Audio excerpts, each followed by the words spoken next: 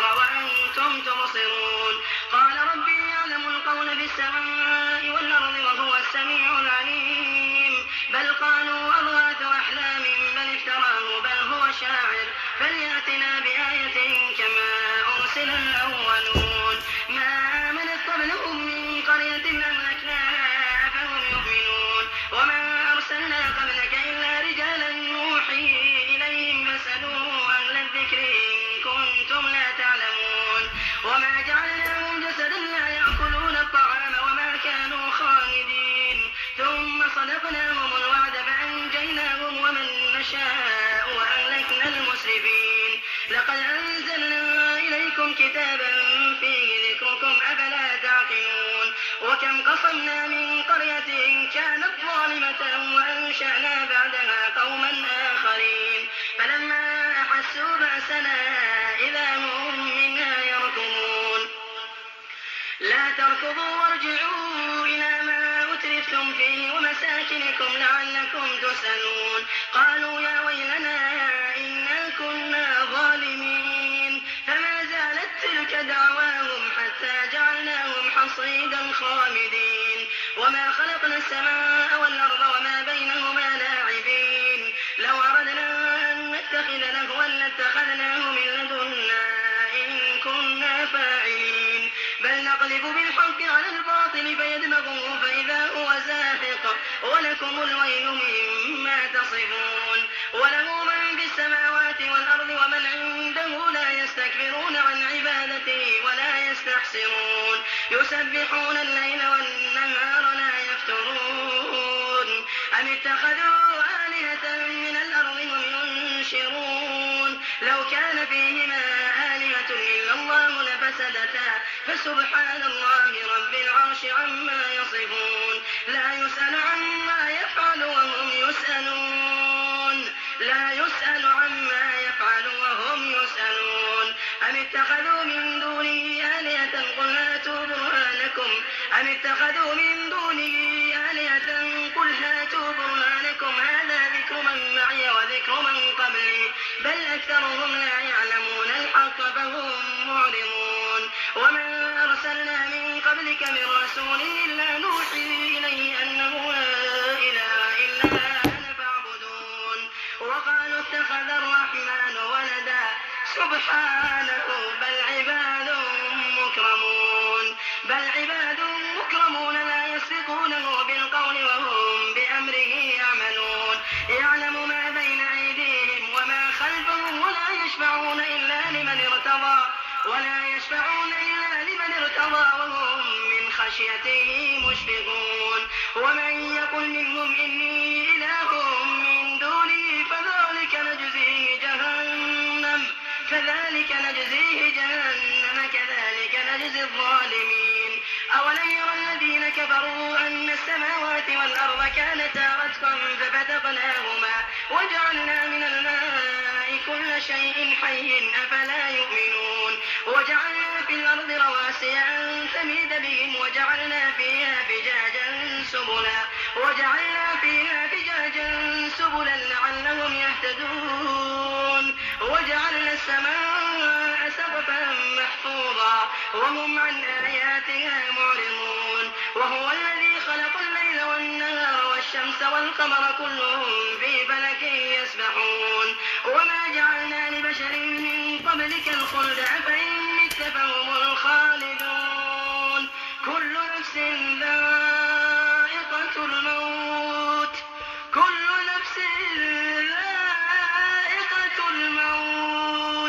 ونبلوكم بالشر والخير فتنة وإلينا ترجعون وإذا رآك الذين كفروا إن يتخذونك إلا هزوا أهذا الذي يذكر آلهتكم وهم بذكر الرحمن هم كافرون خلق الإنسان من عجل سأريكم آياتي فلا تستعجلون ويقولون متى هذا الوعد إن كنتم صادقين لو يعلم الذين كفروا حين لا يكفون عن وجوههم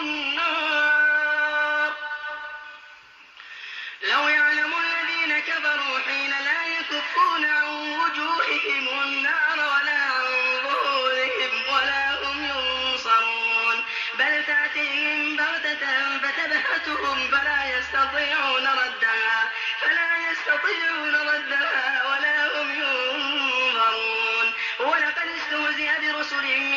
ذلك فحاق بالذين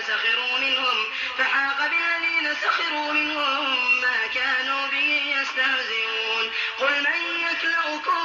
بالليل والنهار من الرحمن بل هم عن ذكر ربهم معرضون أم لهم آلهة تمنعهم من دوننا لا يستطيعون نصر أنفسهم ولا هم منا يصحبون بل متعنا هؤلاء وآباءهم حتى طال عليهم العمر أفلا يرون أنا نأتي الأرض ننقصها من أطرافها أفهم الغالبون قل إنما أنذركم بالوحي ولا يسمع الصم الدعاء إذا ما ينذرون ولئن مستهم نفحة من عذاب ربك ليقولن يا ويلنا إنا كنا ظالمين ونضع الموازين القسط ليوم القيامة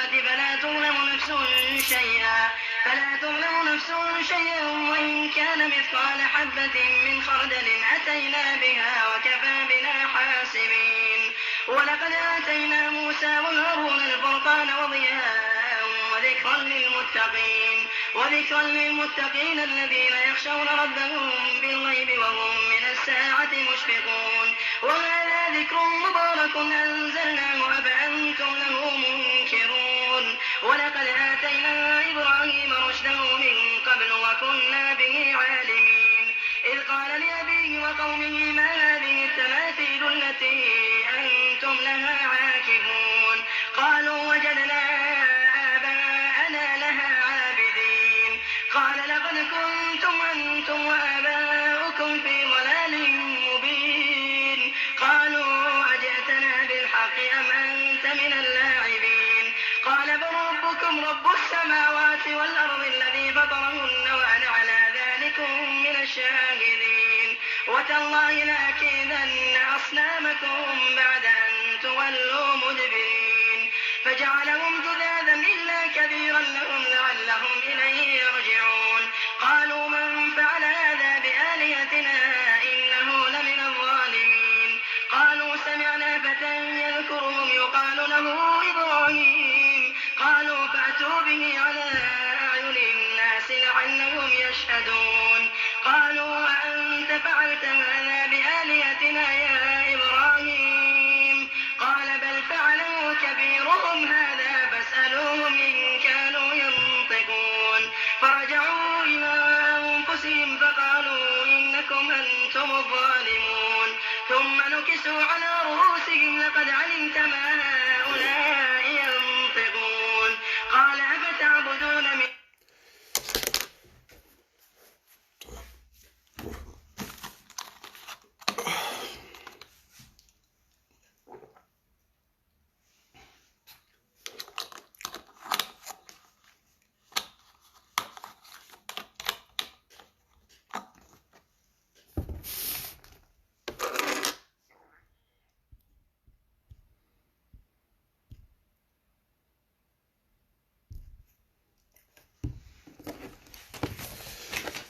الحمد لله رب العالمين المبدئ والمعيد يؤتي من شكره المزيد وأشهد أن لا إله إلا الله وحده لا شريك له الفعال لما يريد وأشهد أن محمدا عبده ورسوله المبعوث رحمة للعبيد وعلى آله وأصحابه الذين قضوا بالحق وبه كانوا يعدلون وبعد ميالتن دون اتندو كولام صلى الله عليه وسلم انا اتي انا بنتون كول مومي انا صاحب الذين قضوا بالحق وبه كانوا يعدلون minol tata ka kiti tonya kan wotonya kan ne tata kala kiti el kundo min sabata kitabo ni sunno rabbi shrah li sadri wa yassir li amri wahlul 'uqdatan min lisani yafqahu qawli okola wa alaykum assalam wa rahmatullahi wa barakatuh mol min be salam ro kembe salam ro mulunde kan fanamba fule assalamu alaykum wa rahmatullahi wa barakatuh jannim be dunna min fomu kacati kadum programme o nyin kono mbadi ma video minke takharrujo minke da bundum ma sane so video nyin kinyanane video nyi ya kuntle ya kina okay so ay kumol min foja ku kendol min foje alama ala ya jo wala barajol to nganiyel to anin ku jamato alama ala wakala fi mizan hasanatu yawmal infamal wala bani lamana talla bi qalbin salim okay so wokola e kumol min fo je min alon ko tumar kumol lem wala misleading kumol lem wala ka kumol fo min an ko e mansoto sunno la karola ha kadun la fanyin bla ko in la bake pour ate sa long wos ase wose kay lol la bounty pour akata jakasi koteke kaje ko mi an ko ye kitabo ni sunno mu ahlu sunna wal jamaa e manke molti yata la wanuna itol nin kola o kola kata wale tol ya mol nin alfal nin dinol nin kafol be mu kilingol manke kilin so jannimbe mbe futala woto foloto e lafta ka nabi molye majlis al ala la pejo to sub islamic council ila pejo to ye la lujna tanfidhiya ye la udhu wal mian ko sita ye mitino ke afindita social media ayon kontani bake no alfal mashallah embe du embe tentam be jeyila bil rais wala min bota je fama karamo man alfa min joko mo amel lamin touré yo anala do kunyol be mi yalon ko ye sendro ke mansi boni na say ben fama fanon konton na karamo kulur la min keta Sheikh Isa Daboti inshallah ani itol fana yanyi masuliya min ta sa entem fo ala se duno nyim soni andi bulo kono bake ha ngela be ngojele bentaje inshallah muslima kendo be kontana mol be kontanda so dulakin nabi je doro lafta min bambanda binga sub islamic council la udwol nyinje sub islamic council la na mashaykhol ni na alfal min beje la udwol nyeje bi fenge de finta social media na dalol nyinsia mbe duala bake fo ala se nyin kafo tanka fo ala se baroko ke nyin alfa la kuoto fo ala se do ko nyin soni andi bulu fo ala se makoy kala hido nyin timmandi mi alon ka kolyata bake misil moliye amindila ibe maralingala ndu wol mum molleti njikita nganyin nata nganyin long ila kuoto mi alon kon sediata wala bake komo kendo le muyti molle muyti mi alon ko yesi yebbe ke londi nyinol nin karandroni la do ko bemu ala kuolti wodam ma kanyanta moli ye sedian dole ndol fango nyaay minje ayanan bayanan abebe koyrine amanjal wol manke nakira fangoti natan sefo moli wol mum marifalti watu ngafo itba tariqatahum wa'rif haqiqatahum waqra wasiqatahum bil hubb ya rajul so womol mbe duale baka ani wo bota je ndol fanan kunni wol nga kunni o min soto en tondi fo itolian karandi minna kaje ko on se kuma fono yele hani kono to diala karola lem yaje la be kala chodi lo la karol ta hanate tolle wolon tolti barke hakiro bulanda na silo la dron wala nyindi ko na sub islamic council la alfal fele kambenta alhamdulillah do ko bita kan kuke wakafo kono wa alfal mi alon ko beje nga duwe tankole la anin kando anin ngani khalso anin tawfiqo bari momo fanan beje sa foye ko ibesa katebe do ko min na yetente wala andu ngelon ni wala andi bole kala hanim ma wo foye so bari momo fana yalon ko ibo kafo kono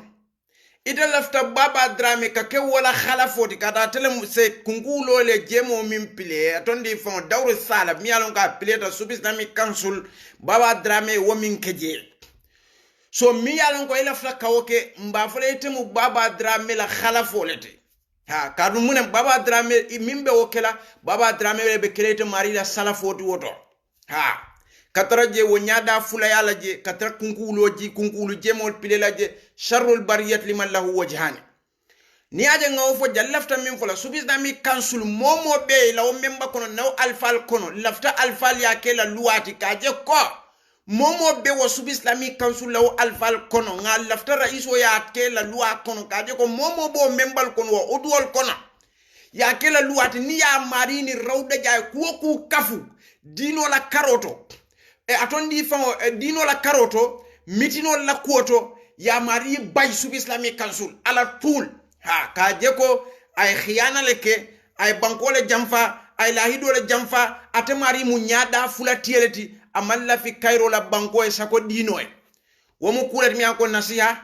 en karamoli en karande min na mi anko be subi sami kan hun kanyi min fon vote to le fon ya londe fon de katu to le kantol ya mar tinu woni kulo ni daji ko ni ko be lafta ya kela luwa kono subi islamic council udwol min beje momo ya jani rawlatul makhazi ye ku kafu ya jani rawdatul makhazi kata ya ja kata rawdatul makhazi la mitinoto ya ja na rawdatul makhazi mol ka kulo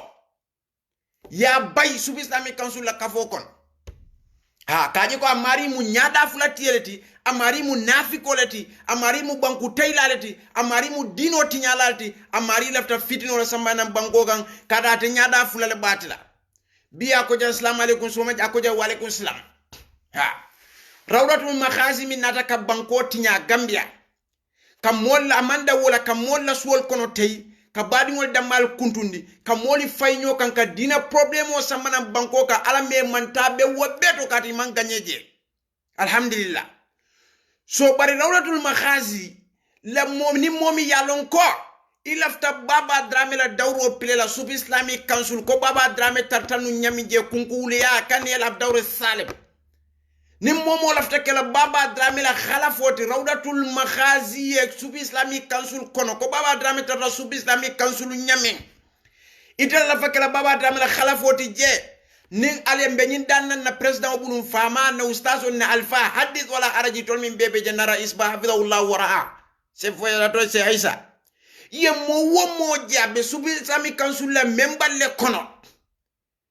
ni yani rawdatul makhazi la molle jani ka mitin rawdatul makhazi la molle kata ya mitinola atene rawdatul makhazi la molle ka finti kata bay ngola ya bay sub islamic council akata da wala ya tandi mo bela misin makendo bela kaje ko nyimari nyaada fula tiele mati atatan konole atele ka kunkulo la jemo ple atele baba drame la khalafoti ngamin so sub islamic council kono jang atele malla fi kambe wala atele ka kuloni la idoni tankomi alon ko ngata banku molye atele ka dawo fo rawdatul makhazi pour ka fitno samana banko kan mamati ha mbenyin dan la nyimunna danir balet bire muntuman wotumo bemo manke folo lafta fola bari ko ngam batu foni tol fongol bente sida kachara alhamdulillah binga natalol jembi alfali bente sida sombe alfali amar la nyina bake surtout raiso famfon se aiza mbe nyim fola e ko baba drame keta moli bele ibrati wala ibratu liman ataba wal yatondi fa wal wiqatu khairum min al ilaj ye hakilo tu ikate operate wala fisa ye operate baba drame kunku wulu jemo min ple sub islamic council ay dawri salab min ple je momo be sub islamic council la membal kono yani rawdatul makhazi la moli jala so kono mitinola walla ta dara rawdatul makhazi la mitinola walla ni rawdatul makhazi la finde dada bay ngola ya bay sub islamic council kono hanatra woketa jumalati ha lafta nyi yamar lole dira sub islamic council la alfal ye finde banko fana be kan ka foy ko ntol den nañi membal kono nga modo soto je atele mu baba drame la khalafoti atele lafta kunkulu jemo nyim pilela amari mu mutala winolati zul wajhi hayni nyada fulati elemu akala idole jamfa nafi kole mati amalla fi banko e kayrola nga bay sub islamic council kono misin makendo besa hakilo tuwato sub islamic council isa nyimbulela luwal kono ngani kono to di ala soro pour sub islamic council na alfa ban na jikimo base isa lanna mole mati nga millo wala no zaki allah ahad ay lanno mara gambiele ay dino makoyle ay misilma makoyle alfa buñar ngolem abota alfa kendo le bala ate se atondi fon se jejuwol bejele e se umar beje bakemo be atondi se danso beje atondi bakemo beje haula en tol ngaje ko masha allah alayhim wala no zaki allah ahad nga ñunul je mo kende balleti londoni dino la karola do kola wallahi nga ñun min faliyeten wallahi amanja nga mamminu fo ngela akole doya bari nga ñun min foten atondi fo se aisa se jeju ba kemo suwa fati okay se omar danso nga lonne wol mum molleti minul yalon ko banko kay be jihado la je leila nahar ibe dino do kundika ha ila taro nyen dulato ay misilma kendo be ju sola so mbeñing atondi fo mbeñing message o kile kaje ko mo aketa me wo menati ya tenir abeñing odu wala kono be sub islamic council la odu wala kono ya ni rawdatul makhazi la molleje mitinol to atele tatela mitinol to ba wolle nata mitinol ba ni tatale ban ya bay sub islamic council kono ya tandi gambia bela tu ko ay la idole tinya ay ka fole jamfa ay misilma le jamfa ay bankole jamfa zulwa jeyne mati baba drame la khalafo le mi alon ka bulata no maje pour kana fitno samana o banzo wa sharrul bariyati liman lahu wajhan so lafta ka o message ole ki na alfale mi yanko be subi sami council inshallah alma ale do ko ni soni andi bulu ala so tawfiqo ni ikhlaso la nyelom min na nye tramine ka kenyami mo kendol le muyti bini se sori bawol jamano fokana se banu drame rahimahullahu ta'ala rahmatan wasi'a fokana alhamdulillah se Muhammad Lamin Touré fobbi mfutata na mbe se Isa Dabula jamano to alhamdulillah rabbil alamin so nim ko monata mi alonko baba drame lafta wok sifa pilela yunje amanna gagné alhamdulillah alfal min beje inata je ko nyimmu kunku wulolete sala bole mati aben kono jang inata wafati je so nim momo ye parendite ye fantesi wala ndebe odu wala kono ibina kala baba drame la khalafolete isalon ko sifa kino wala be nyaato bari nyin non ta wala be jaw yalla woti katu munekita ibbe bayla sub islamique council wokola ye tashir mol be hadama dingo mo be ay tra fondala mo ya de tron isalon ko nafi ko le mati nyinta ni min bay ibe finta dunya be kono mo be nya bajila ko nyinga tebe sub islamique council iko atele kra baba drame la khalafoti je atele be rawdatul makhazi atele ka sub islamique council la kibaro di wala atele ka wala kulol foy atele ila akhiri ibe bayla sub islamique council hana tere keta nyaaw nyaleti moli be balon nafi ko le moy mutalawin atondi fango be ila akhiri nyim ko bebe lon ne mari kun so birin sain nkamin duwa wolem alay je tanka kaya tondi fango mo kara taje mi alon ko setan ba sonno mo wis wasla mo kara taje mi alon ko amari abina kule bulala kon wala mol ba susunda kule la bari la hidol ning amana mi alon ko yola sikamisin mol yo timmandi nu ngalon ko mol le muyti inshallah taala khasatan raiso fango wa khasatan se jejuwol wa khasatan se Omar Danso wa khasatan ba kemo fati so nin abe wanyama dorom be ni mol ten blambe jeyla bakani momin bebe kansulo kono je nge la barol jere la barol betiata anim bi yebbe momin fananke nim bota woto na diamo bi iskatul jarre nabe jami'a tawiyal islam ni safha lota min fon kam badonga dum nim faliyeje wala nim momo findi de ko be sunna mol tumala kadunde jakaltal moli hako sotole la miralo ka fanyala sunna moli kan ka wuliala sunna moli kan ka kuwa sifa bela sunna moli ni sunna alfal ka woliyo hako sotole barnin to sunna moli ma hako soto kana ke fam findi ni ka foko ni yemin fo jantem fanyale ma man soto ndoli buka woke woman ken na aqidati woman ken na dawala siloti woni na aqida manta woni na dino manta anin daji ko manta anin fe wo fe manta ndol fana ngaw hako sotola bari fan wo mun tol ka wajibolati pour ka ko ko indi molla sa ko ni mol na te ka dino la dum mol bunu nyoto ka mol mislead fo nga wo ko indi molla nimma wo ke be kala ko bani israel ankol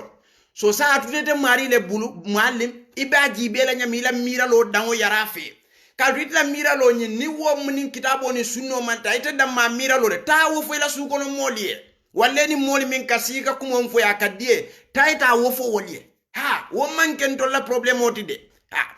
ninga foye miral dole bete bulu ita lafta wol dunne fanku na ta dalila tete bulu okur ta yewo fo la su ko no molie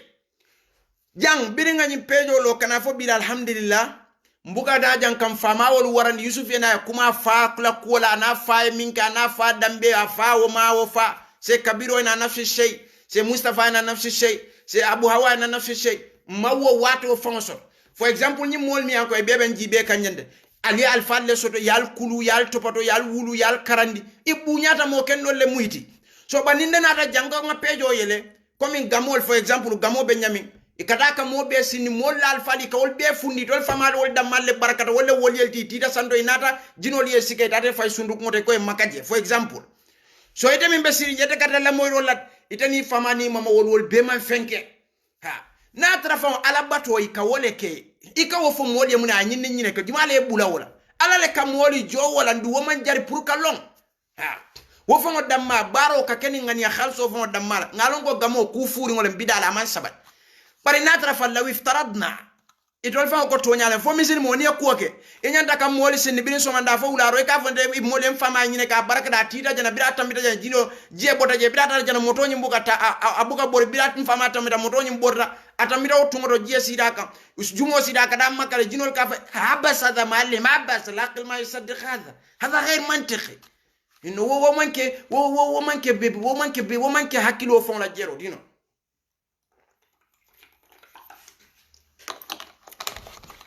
yaje son dol ngaji ko wonten dinati wala na kila sallallahu alaihi wasallam ay min fo jayiro la ko tani nyo jayila la ko bari jayila fo ko madi on nafsi kadhabun fan jayila ba wuliya fo la ba so ite kamune fo mole minul bebe siri wod lato wol fa wol be man fenke wasate be te fama da male fenke o banko be te fama walla nyon kunta ya fa wonne may so mbe gamole fo kan jangamo so wasifal mi yalon ko ikake ntol malla fi wala ntol kitabo ni sunno da male bembul itala jero ni la fo nte forcé no la tayeta wo ko nyinke okay mbadi Mamadou Sabali ngala kata ko dol jenu folo ken defa mo molati min yalon ko nka fonna moli fon dol be je tulo be na kaje ko fonni ngenya ba kata kanne kadu ngala video je la be diam kan ara student la hakola ngala video je la lota secularism ko nyina kawo bay ngawo fananjele ngoya ba kata kam bake bare nata jikila tay bake biri ngawo fo nu modole mi nyam koy benji be kan inata ko indiro ke kaje ko ala aqida be nyami sunna mo la karola anin abelori sunno la karola mawo kumo mutanunde ha ntuta heko hek wahid itnen thalatha ngombatu bawo ni mona da kuma fo mola wallahi fem fo mola nda marifa nan ko nyelo ko ajibe doro nyaato ibalon nale ha wala narabol kam fo kullu sen ya duru wa duru thumma yaudu ila asli femo be ka murmura e murum wokola ta la banyanta la banna dami ha ndu nyada fulati ya buka meno nkanyi min to foten ngalon ne andu makon ngakanu ko hada madi ngom badi ngo ngabunya ko koto bari dina ko ni wonata o man traje lafta woto koindla so ni aliaje bimbala nyi video plela mi yala video kinyana kadu do fo beje wala video ki waya ki su video ay min fo audio to way min fo audio to nto plela kaje ko kenni wonyin atata arab student la karamu to le alota jaay to nya fo e mangani ka diamu atata la ajol sufiye nyi e wala fo aratra diamu la faya ke wala kam fama ke wonyama wo bani ala temaje bari sufiye nyi way wala fo okay afela atata arab student la graduation la alota je kumo min diata ay wo fa atata la hajola imam kuma fo na yabula je atata anda min fo ay to nyale fo sufiye nyi jandi mbola kumo jabila min fango folo kumo fo mbe wala kuo folo jabila bake okay so sai ngaje ko Mama Sabal mistake danta mon mi alon ka e lon ni nyoka lon nal ni ye yamar walla ita lafta tawla ya wudo tatanu ka taw ni ale ko fa ka fo en takila bari bini ameta alaka min fo innal ladina amanu thumma kafaru thumma amanu thumma kafaru thumma izdadu kufra lam yakun illahu liyaghfira lahum wala liyahdiyahum sabila ala min fon yalon ka kayam fo ke kaje ko tubo bunda man soron ka junubo kafar fonin tilo bota tili jiata tili bo bari biri yawdo le nyen tawla yake i tawta yalo i tawta yeba i tutakela wonyam ha ala ko innal ladina amanu thumma kafaru thumma amanu thumma kafaru thumma izdadu kufra haula ta'ammadu lam yakun illahu liyaghfira lahum wala liyahdiyahum sabila so lafta bake aka kata kuwa minge dino to for example asa nyinin karo ka kuwa lonnal yo bonda nyot kadu ni wonde ko kato min fa keje woka ke kensen net wa kullu man bi ghairi ilmin ya'mal amaluhu mardulatu la tuqba momo ka baraw barake dino ko ne man londi sotoje i abeka muri kan na buka mutani ke fan fa wala le kaje ko te bake ku kan lafta o fulay ala birabe molla bono foka alqano kono akom qul hal unabbiukum Muhammad bil akhsarina amalan fonse kibar molla minan koy tolla baro boyta kasarata moli beti alladhina dalla sayum fil ayati dunya ila balwo be la katoni la sayo be la dunya balwo ko ne muneke wa hum yasabuna annahum yuhsinuna sun'a ya mira koy tol ba ke ku kan atre menta ke ku kan de yole mira ibe jihad ibe kuwalla bay baka ngo a jokole momi yalon ka taw a tefo yalon ka buka fatiha karan kuwa ka karawo nyama ka sali ala salo buka muta womo dur ko to kensen wolti de kenno arabio bidata kila ni sahib wolta sirin jamen kono atata asalta ta kila kono kila ka erja fa salli fa innaka lam tusalli muru yasali ka tu iman sali fosinya sabanya atata si kila bala ko kila walladhi ba'asaka bil aqita Muhammad mi yete Muhammad ki tonyaka ndema sali nyano fonyi kila kayo ko jumale nyi salinya fo ye ka kinyi minkete ndu nitu la salo la tan si fata nyi ka sanji taworo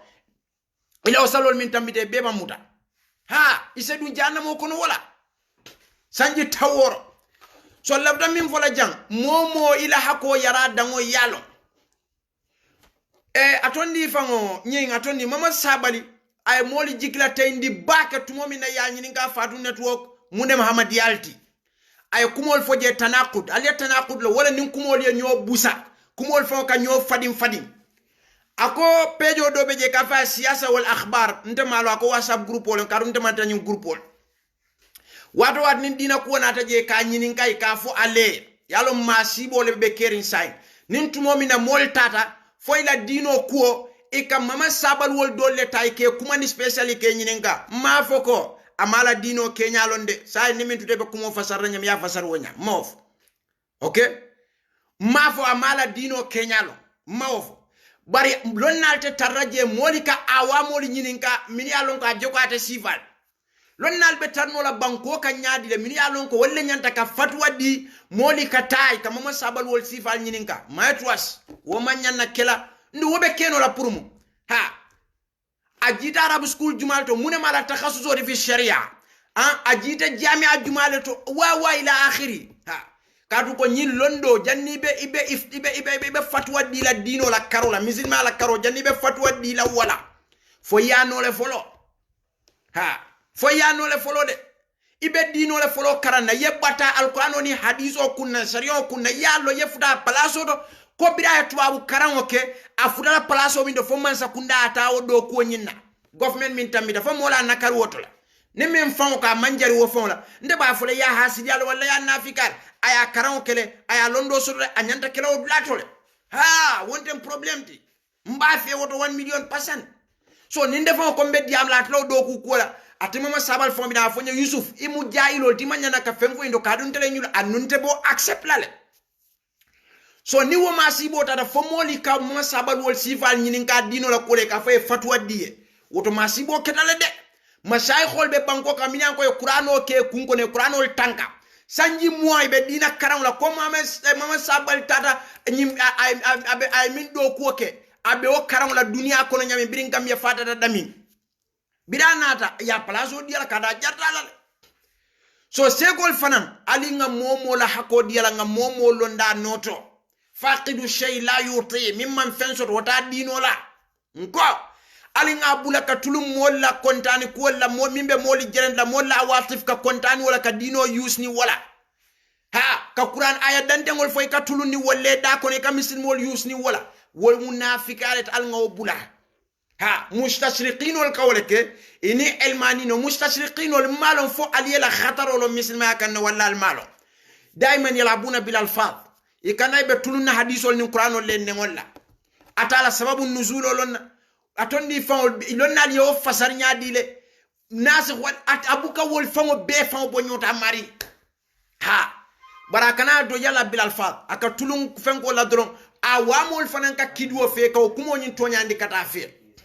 malon fal kam moy bakel so be ako wo fatu network ako wo WhatsApp groupe o kafa siyasa o akhbar groupe o nyinte malon barata fon laf ako groupe o kono nin dina ko nata je ikanyini ngai ka fo ale masibo ketal nin tumomi na lonnali be banko kam min yalon ko sanji moy be wula ya alkano tanka idunda mahidol nin madari solto ye jami'atol ke takhassuso ke walla la hako mu woti yes yebbeke ka alani kila da malaka ndu lonnali kila ko wolle annabiyomol keta al ulama warasatul anbiya ها الراسخون في العلم فاسألوا على الذكر إن كنتم لا تعلمون ها so ninko mi yalon ko abbe wonyama lonnalle kam man tol bonni wo filo kon ke samba noroto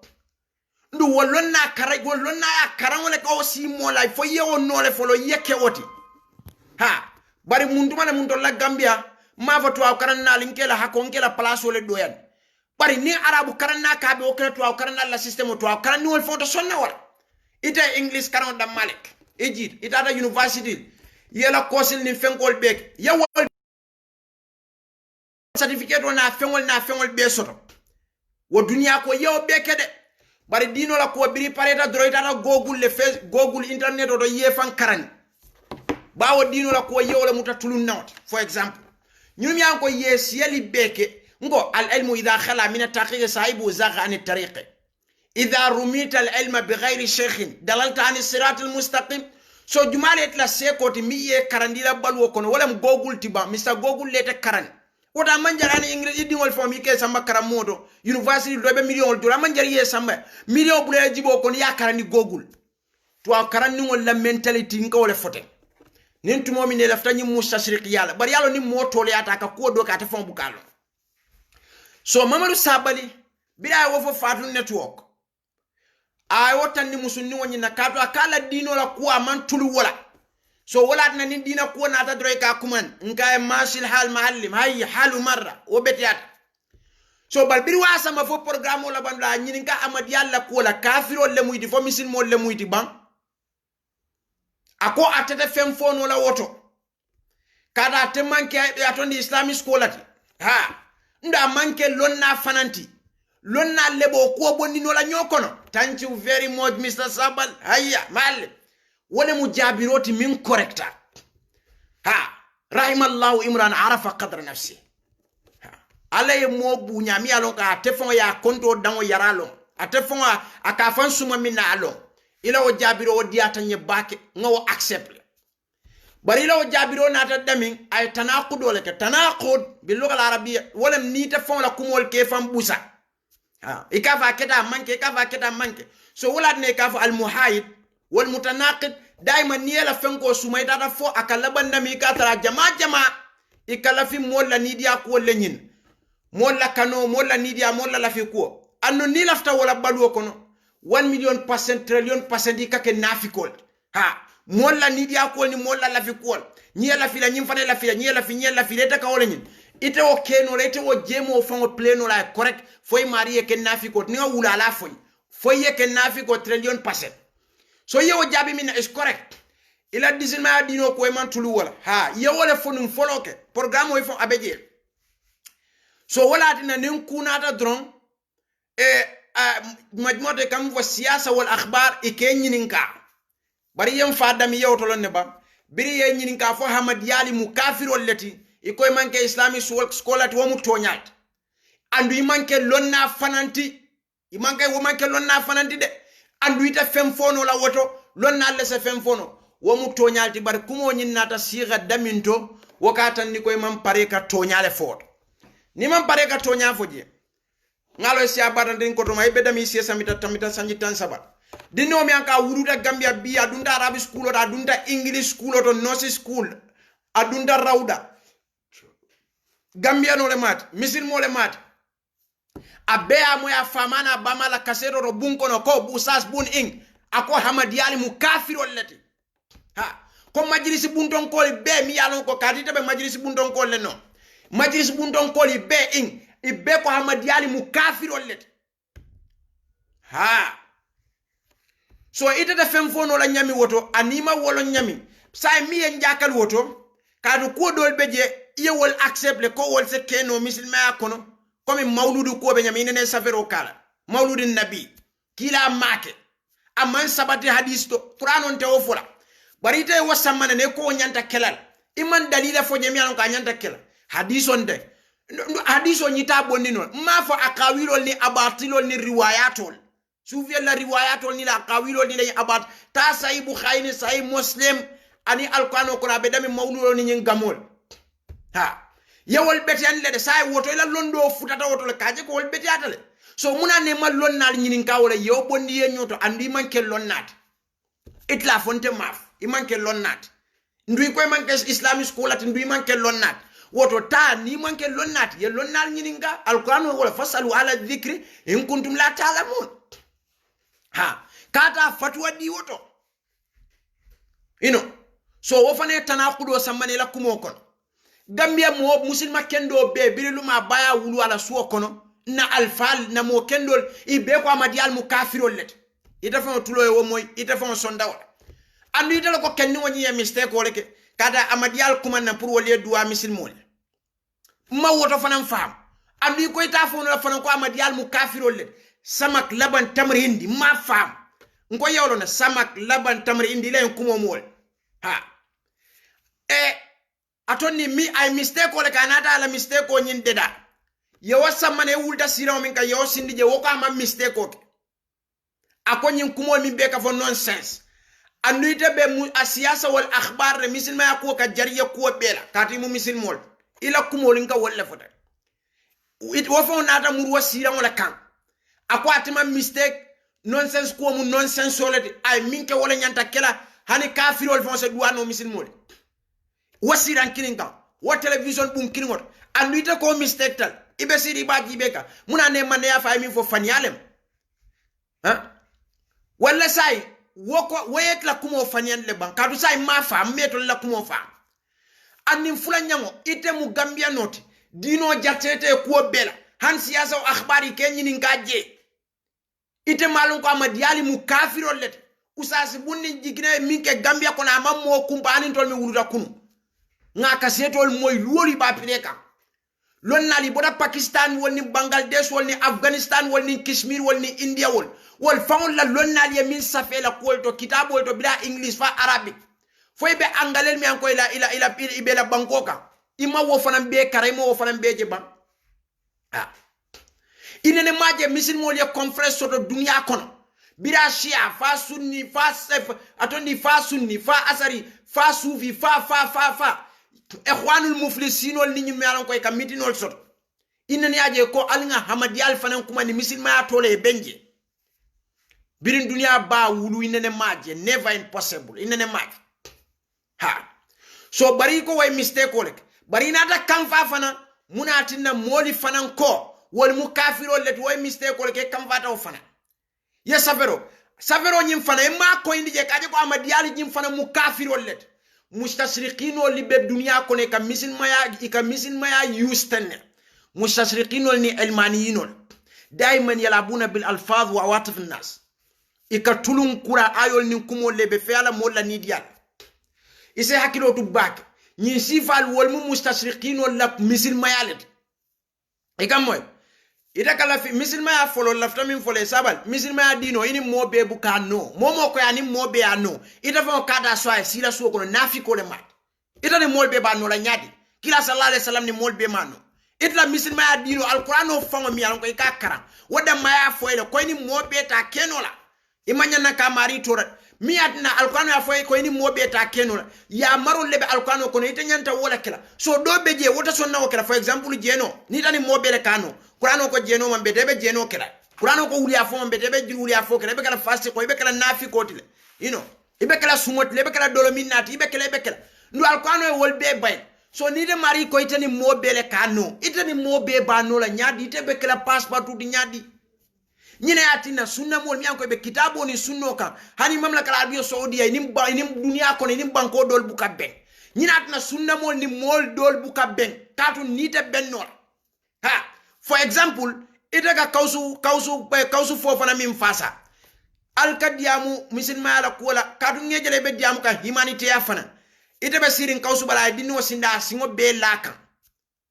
ikam mwele ba kausu ko mol se molla mu isa jeno keno isa dolomino isa se subol domono isa geyal keno le komala isa musu woro lulu nyino isa jeno keno itulo e wobe moy sai memin inin kausu ba keno lale ilafta ini arab student ol fana yake minube bunnu masane sunna mol ilafta ini nyino ol fana yake inin kausu yake inin sufiel yake inin nyino ya abuka keno womu dawri salab womu kungu lola fimolati malon fay kamwe wallahi momo ko entani mol bele kanu a foy dami alonko nafi ko ma be tampura fonda woman la fi kairo fon ha muna nani mobe banu lanko ya man la fi kairo kadu kafu kafa be kuna ka wuli ala foye nana da sunna mol kuna koy wadi nen tlaza nana da sufi la koy wadi nen tlaza nana da nyino koy wadi nen tlaza wala ka kamari la balwoti so mbe afole ko wobuka wokno dino kono ha wobuka wokno dino kono de fereng imma ibe kitabo ni sunno damal wala na kila sallallahu alaihi wasallam birafu ako sataftariqu ummati ila atondi fo ida atondi 73 firqa naman tolbe fatana kada fo kafuta woro ulani saba wo kafuta woro ulani saba birin kila afo nyin kafudu ako woli bebe dimbale kono fo kirim ha imaje kila afo woto koindi sa ite ba fono la nyaadi le pour mol be ke kirim woto ite kila hadiso fo fanyande le ha nin kila ko nyim manto abe faram nantela manto abe faram nakada ka futa woro lani saba wo ka futa woro lani sabo wota woro lani fulo bebe filole kono bebe ta dimbala kono fo ka fu kini so ite ko ka fol molni wol be ka kirindi misil mon tol be mu kirinde beke woto ke sial fananti wol fanan ko mu misil molati ikhwanul sufiyat ka mol korte ke fa ka mol la soma kuol je ka alaje ka fengoje ka tasundu ko te ka fay salda makale ke wote ke sialti ika bokani umar kafiriyanni ika aisha tuma jenola ika wala wolka ke ikhwanul ti ka mansane ka findi mansakan ika torolisa ke ka mol fa wol fanan ko mu misil mol ba woyte mari ko ni mol bele lafta nola etani mol bele lafta nola ha so Musa bal je hakil to nyini ngale de jeji be bak me bire mu kula bawo ifan la fay koy manke islamic schoolati andi man londo soto nyanta lon na le nyini kala woto ni ku fo dino la koto walle be fem fola dino la koto amanke ni da mol mi alon koy ka fay ko ita fen e kamim fo ila salol ni la sungol ani la tayani la salji mutol ni wollom ibe wolla de imma fo londi le be buli bita fatwale kera mol be fatwale dila molla de ni lafta wala yibe min beta belandi sansa yeta karamot yeta madoto tamam yeta ye dino kara kitabo ni sunno kara ye sanji sanjol ke ofana ni na tela hakole pour nga fo e faddal tambi e ganna kuma moy so mon mi alon ko e kawo fo e commence yata gambia baake mol katu nyone ni la en kumola ibe ate famdala ate fengeta ko alwo sifa bula alkata moli kumandi fengola mi alon ko wol fon yalon ne manke woti ha bara to dia bondo na toku ya ko na wara ko nin abe minna ni afai ate mari fana mbuka fanje kote ka famuta wolti nda trate fon yalon ko ate manke woti so moli se fonyo jamondrol la kamoli jayike jamo aka mobula ku jamale la kana mantoro sotoje so la vada min folo ko na Musa bal wala mu dino ni de laftani mol be ke kirindi ta mari munafiqol di trillion ha Abdullah ibn Salul birim makan kol be la kol be la ka te wulta mine fo ya be siri Abu Sufyan na bungol akoy albe nyim be la ntebe min kila tol be ta kenon bar bila be o kala keta nyadi adala Madina ko kila mu muslimolet nana ta makka mu kafirolti ay kelo sabu ha atanin kafu fulo be le ano nafiqol bamani fama Abdullah ibn Salul so ka foko pour mol be ke kilindi wo mu alfaz yala bilat fal wo mu kuma kense ngol di kuma furu ngola hani la suwa fan ko ini mol be man keno kino sa ko dino la karola ini mol bebe keno la kirinti woto nyaadi da te keno la man fash dino fo tammi dawla ini shal be kala kino woti ka wo misin mol le tol ka bokani Umar kafirani ka wo Umar ka musol le rek Aisha ka jeno le ke wol ko ini wol be kala kino woti ini suufia be kala kino mi yango kaburu banko domo ye mol ba ma wol domo ni kaburu banko la ika fo furel le ketol nafa ka furel batu ka gamol ke ka bidal mi yalon ko kila sallallahu alaihi wasallam ka ko yakum muhdathatul umur fa inna kullu muhdathatin bid'a wa kullu bid'atin dalala wa kullu dalalatin finnar kila yo mif so ini wol fana be kala kino wol ti suufia ha ika mol dabari ka mol korte ka mol fa fo wolete mari la misil mayati ba hino ma wolon dino seniata wota jankuta wele alkakala tulu alfadhulla ha womu misilma sifalt ka fo ko annam be ka kilin wote mu shiatile imu ikhwanoti imu sufiyati imu sunni imu sala itemu ye ngo dino manke politikoti politiku e se diam no la ko laftala nyaawo nya ila miralo ni la londo la karol walla hani ndafo finanga femfo do ngetonye mbadi wol le fon folo fili ya fo ya asidi ka wuli allaka ibe min fola politiko la kota foje dino manke politiki koti hani moye bane kari mumi abe video bon la be bane na be fanena abe la silo benen nana da ko mbetele no masai ka faye ko ngetel kanundi muso fond masilal ha woka dalla politik kundale moka loka society be bane kala silo be bane mum wora ulo be bane wokola ina foy ko ayete min fon bane say mbete no me kay ko laftale nge kanulete mun di musol mor sabal wo kala fi ko bela ani mu abbe ke kirindi mo be nyon lay woka ke allo politique kafu kol ni yaji be fa insa tabir mun abuka keno fond mun anna kadu molbe fata dobe nyinkan dobe bar ni yaje nganyim foye woto ka je ko womu ku furi ngolti mi alonko moka dunia be bane ayna foye ko mbete no ma yafa okay unson dawala woka ke politiko le to tayi o fo politicien o lemi comme moli yelo wo kolla tayi o to fiyo fo woto barkada o fo dina mol kunna you know kada fo dina mole wala dina mol kuna imanya nakalo arabi school of fonto ndafa bunnu masane njikila teita bake birim shababu la minyalo koy karanta je sanji tannim fulebe karam la karam mo minto mbari musol nim ngoto mal mimbeje yete karandi kitabo ni sunno damalo karam moto daji ko kila la shariyo ye karandi wol sanji tannim fula moye na lo ite kundo wot lato aka fo alngam fonyo nendiro la faye je nendir le fon la ba mo yo accept ibe deri wo fe yo accept ibe deri wo fe mo man fem foje raddat fel man na min al asatiza wala min al tullab mo man raddat fel ke bira wo kumo fo ay kuma dol min fo kuma kendo al mala ya jor so ne aliaje fanam findira nan kam mama sabal lañu ko koy ni alota dunya be nyatu ya fa muta pos ngo kumo hana manke to nyati baraka sonno mol tiñaade nga jikila tay baso do bundu masane talibol be sinje sanji tannim fula ustazol be sirinje yete karandi kitabo ni sunno la sanji tannim fula moye na wodulato kal kongraje ka alla takharujo kal taniya wala ka fuko alingam fonyo nendirola supi sami kansu ni rawdatu majalisi be mu kilingol inna lillahi wa inna ilayhi rajiun ustazol be sirinje talibol be sirinje moka fo altole ko supisami kansul ni rawdatul majalis be mu kilingolati supisami kansul man soto rawdatul majalis man soto alfaum alfalet sanji tanni fulete bo karamoto ye alfal minna ko karam hadithu lam sharia fuzo fiqa be ye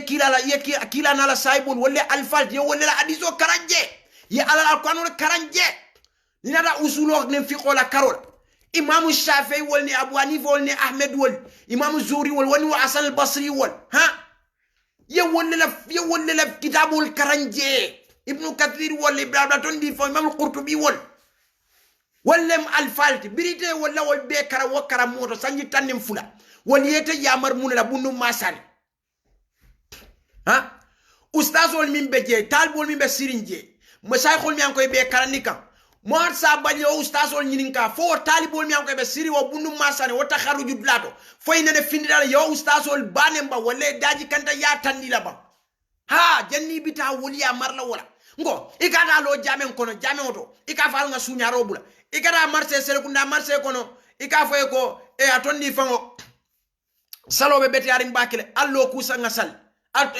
ite bo kenu la nyad kada jamen kono ka foko al nga sunyaro bula kada marché kono ka foye ko alwuli nga sal salobe beti arim bakile ajibe jeman ka dula fango talibol mi alon koy beje ustazol mi alon koy man fem foy biriyo ko foy be siri wodulato yo kumo ni accept yemi vokatu raddat fel manna nende beje ninta Yusuf beje tumomi na yo kumo fo yan kumandi may ko to man kumandi mbida nga foy ko man saba yanyi no min be min be fo tambita abaraka alma ale jo wala ale so tawfiqo lañ bar yanyi no min fote wamu tumarolati waman soto imantol karandi wala nyi mado to jang maad bundu masanije man karandala sanji tannim fula yendol karandini daji ko la kila sallallahu alaihi wasallam ko inma bu'istu li utammimu makarimul akhlaq yen karandi kila la sunno la yen karandi kila la daji ko la yen karandi shari'on la yen karandi hadithol la yen karandi nususol la yen karandi fiqhol ni usulol la yen karandi tawhidol la ikani nendir kumol min fojang ani rawdatul majalis ko nanu la na tarif bi rawdatul majalis malo mun rawdatul makhaziti malo man soyla ko kafol le muyti toñandir lalle muyti soufiyal le muyti ni la aqida manke kilinti yen karandi min nañin karamoto ja sanji tannim fula talibol mi yalon koy beje i manyan nak ye dey yasmutuna samtal quburi be deyri i nyanta finte mi kono sika yo kumo murni mamad sabal ka wodulato istan i nyanta ka woleke misil mo nyanta ka woleke nin tumo mina yetuma mo be nyata ite yete karandi min famula woto we woni nendiro e nyoje munel arabi schooloto yete karandi min na woto binin qur'ano haditho fiqo uso fengo be ika wala karan sharion la karolaji akanyanta kila fon da mami kala ko laqad kana lakum fi rasulillahi iswatun hasana kila kanyanta alle ya karlamba amanta wo fo tuabu schooloto dem yalon koy kamol karandi atondi fon tapale yalla kuriyal ni fengo la ta wo fo to ndate fon graduate tuabu schooloto ha ayeta wo foto bari buka mol mi anon ko ye dino karan ifa wol ye bula dina karan wolen ka kila la ka kila karan ka sariyon karan wolen daji ko nin kul woni fengo bet ha ikaw fo muna alanga nen drol bula alanga alfa kaja fobul fo ma do to ma bunnu ma sane ka alfa le karanje ha wol ka kitabo ni sunno le karanje alfa mi ke fo wolen kila na la say bolti wol ka wol karanje woko le daga alfa jumal lefo wala mu itaka ikara sufi alfa mi alon ini diata sunna alfa mi fana yanko ini lafteni wole dia ini nyindongol nyaadolem ini nyindongol fana nyaadolem ha woma nyana kala so yew kumo fo dami woma nyana ka fodlat ntenga jaila yir baso to bake disappointa bake bundu masane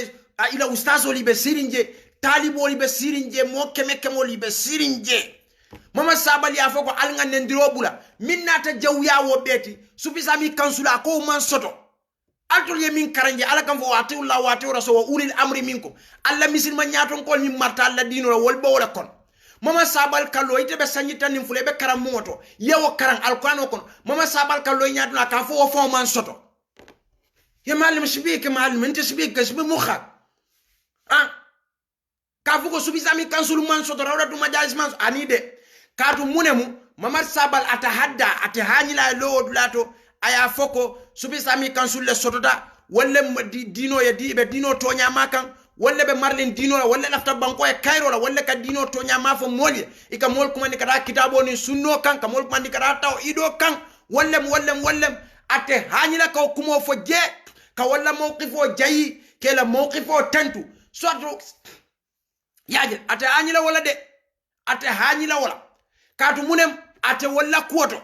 so fero min beje rawlatu majalis mi yalon ka buke jalai abe walla kuoto ni nyada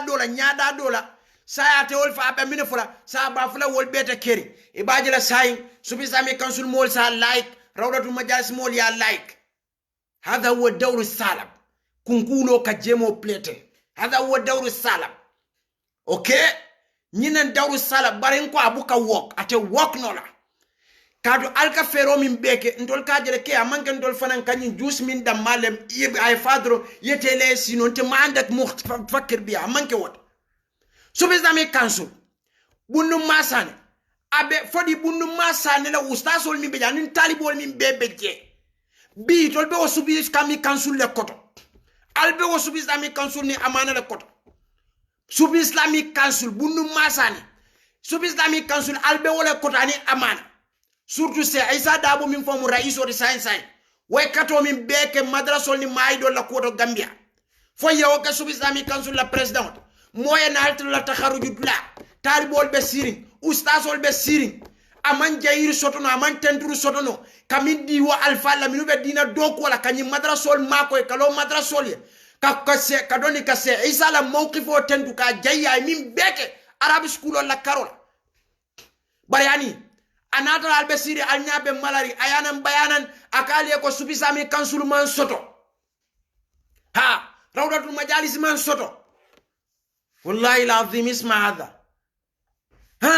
katu munem amam fere soto la do subisami kansul ku atejede so rawdatul majalis farata anyina ke jayi katu nae jayi abbe plano mi use ka be tinyalal dawru salab yañi be bannal so amalla fi way bang alafta e tuwo nyam so ñine ferota se min pleno la do pra kana khallu balkum okay moli seke hakil tula bat muslima kendo ite kallo mol la nyaton ko mi alon ko alaye mu alyamal pour e bula fo almal watu la watu rasul wa ulil amri minkum man sakelle mani lonnan alta tafsirol jibe so mo kallo ko alquran ayo fo mo bay misil mol ndolde jama sono kila e mol dandala jamala ko la kaje ko nyanta katwa ko telefon ni fata ibe kharijal jama metta mayta tan jahiliya coming rawdatul makhazi be nyame biriye fam bondi jama ko to boda subi islamic council ko mo sabal yena lo bundu masane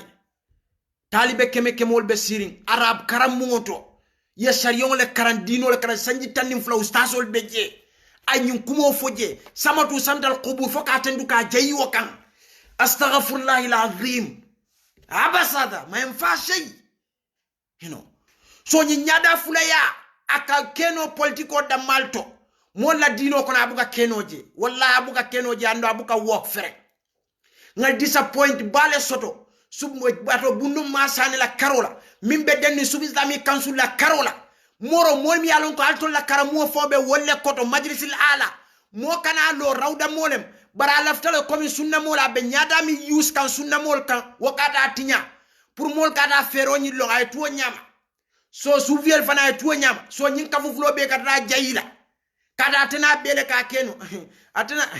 arabol fon ko ina bele ka kenu alsem fanye kumol chakoda male ni mol be ka kenu ha alaira chinese onata ni waya korean onata nak mo fi onata nak japanese onata nak wo mu cha alaira yelati tafalada ha itani mo bele kanu ane tuabol fon la makula shahira ani mini alon ko manta dina ko fon do tuabol idol fon ka fo ko ni tani mol be kanu ite mari mu batondi chakolati surtout dino la karol ini mol be ba no la nyadi eno ato law karam mo be o subi islamic council min koto ngamuru amana fon se isa gambia mol bebe kontani bo jayi ka wo kura atema wo fon ke chansti biriya samane mikoro diala ka wol tendu ka subi islamic council hani me bulala ke la mawqif o tendu ka jayi be lori mi e banko e dino e surtout fon se isa mi alo ko bundu masane itol fon bo ole koto ani wo subi islamic council ka kontan wo se isa la mawqif la ay minke madrasa la karol arab school barani anata lota bundu masane tema ako subi islamic council man soto rawdatul makhazi man soto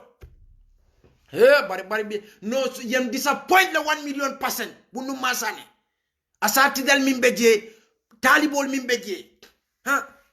marra minkum munkaran falyughayiru bi yadi fa in lam yastati fa bilisani fa in lam yastati fa biqalbi wa dhalika adhafu al-iman ha tumo minna mama sabali o fo na yela speaker tafatabul yakumol min fo ten rol ni jay won min fen ko da baraka bari beñi min fo ka rawdatul makhazi wala man soto wal mu banku tinyala le muyti i manke kayra molti ye banko jamfane e findida atondi fon walil amro e findida wala kan ye misil mon le tinyay society le tay nafi ko le muyti kata wo fo jam subi sami council la mawqif wa subi sami council le be kering andum na nyaton ko le muyti andum be no malale ale kila ale wala fo kila wala fo sallallahu alaihi wasallam ndol nga wala karanyin karamoto ja sanji tanim fula so ila kumo be isabadal kalam isabala tol nyum kumo bonda bondi ha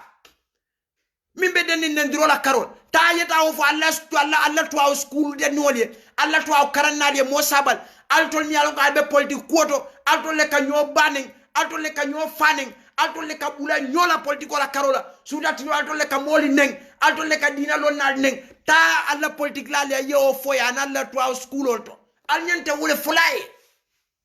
ha bari mo be de samatu samtal qubur no mon disappointa bake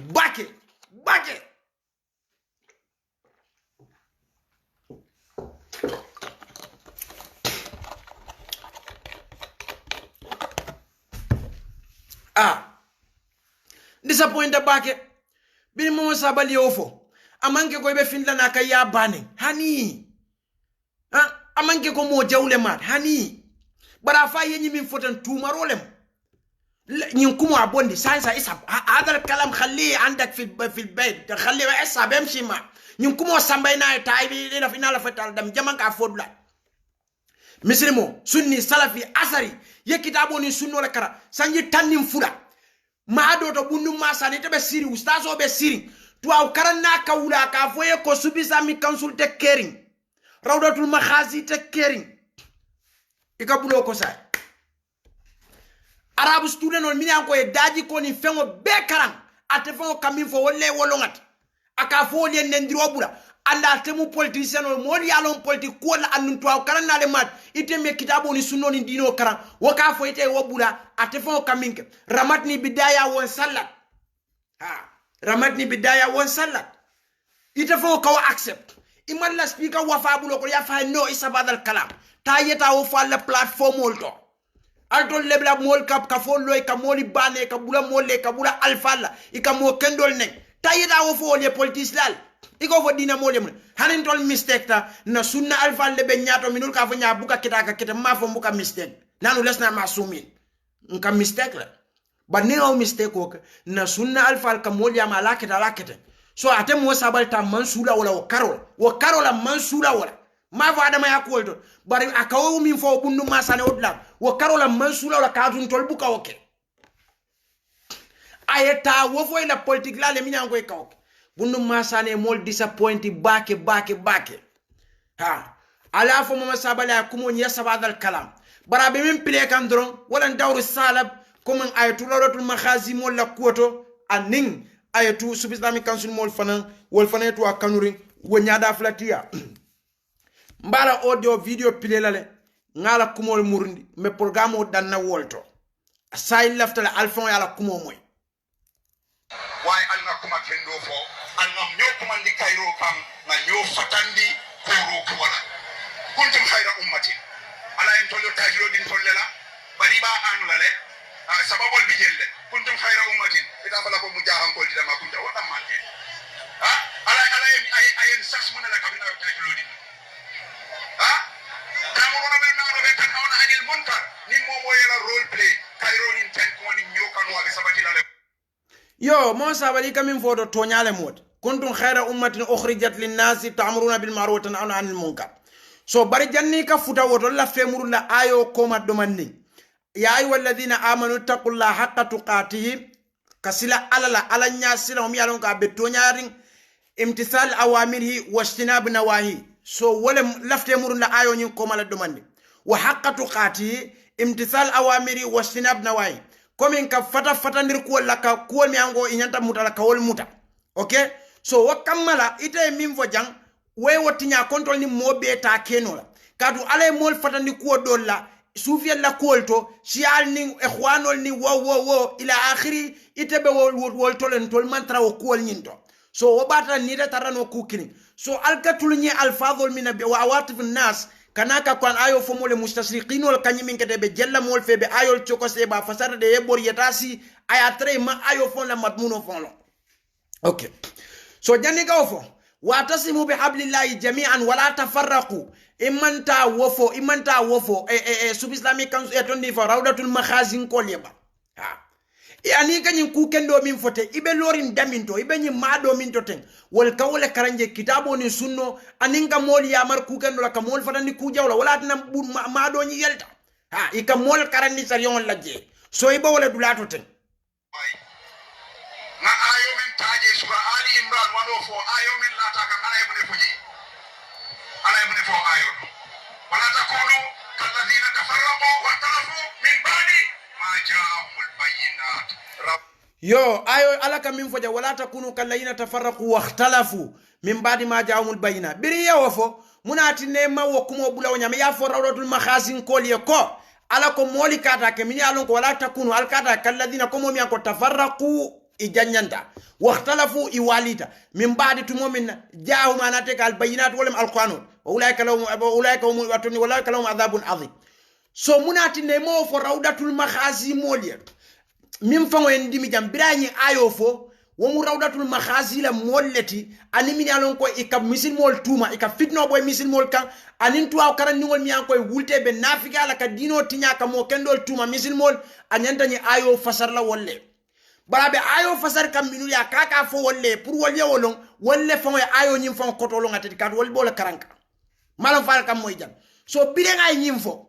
anata dawru sala pile kada ni ayo min fo jang bi gambia yan tabiq ara rawdatul makhazi wa sufina walil bid'a wa ayo be lori rawdatul makhazi le kan ning aya trate fon ya koto fon lo mbake atata be karan birilon nali ya tafsir ye talikhatol ni fenkol min kaka be jiba be lo ha anyanta tala wala kala jumalle bo koto bi gambia bankoka ha jumalle fitno samana jumalle fatam samana subi sami kansul beje sanji jel ha ajibet bara nyim fam ya ba fo kanjang abe bulaka ni arab student le fon la minyan koy be siri nyin blato bari wol malon kata be dawru salab le pileka alaftay aliyake misil masifal minde ni alketa o misil masifalti albekla nafiko le trillion marra ha mosa bal kaltol kawandi janyamin teng bundu ma sanin kol ñin ñan ko be takharu jolat ñan lato teng alafta aliyake misil masifa minde ni alketa woti wallahi alsake musashriqin wolti alsake elmani wolti alsake sufiyalti alsake dhulwa jaynolti ha kada aka tulunda akanye Allahu akbar Sheikh Al-Fawzan kanyi sivalevo ibe fintla akodol beje badle finti ikadiamuni dino la kola yalabuna bil alfaz wa awatif an-nas ibe kuma dimal fula ni Allahu akbar masibo keda alkata bula nyin nan kuma no made ita fama ko min kara ani atebe mol min kon nin fitna ko lata kunu kala ina tafaraqu waxtalafu atefo be pati min to abe fit abe politique ko min ayeta wo fo ila meeting dulalto kada kadra sirine kada man sabane kanya ibe kuma jawol fula man say ibe kuol be de dal a fango be sirinje ate kadra sirine ka feroni kuol be de be mo politiko la karo kuma jawo bebe fula mol be dunna ñol wala sulata ayo la ñibi dine kab ñunu be siri ka foye tayeta fo woliye wo politicien ol tayeta fo woliye alla wo moli ni minu be particulier woliya marala ya fo yal kata ke wo molti kala dine tafarraqu waxtalafu min badi ma jamul bayna ulai kalum adhabun azim tayeda wo fa lo politicien ol wal min kata man sabane kay ba fanen kan alay mol fatandi minna kila mol fatandal wala sulata ayo nyinna tayeta fo woliye ikalo bundu masani ustazol be si bar min fango mi yendi mi ja wala ite be sanji tanni fule be dino karanna moye na lo nyatnu la ke fayla suvuda arresto aflatona bota grisa na lo nyato ite fo min karaka ko le foy masi bolem de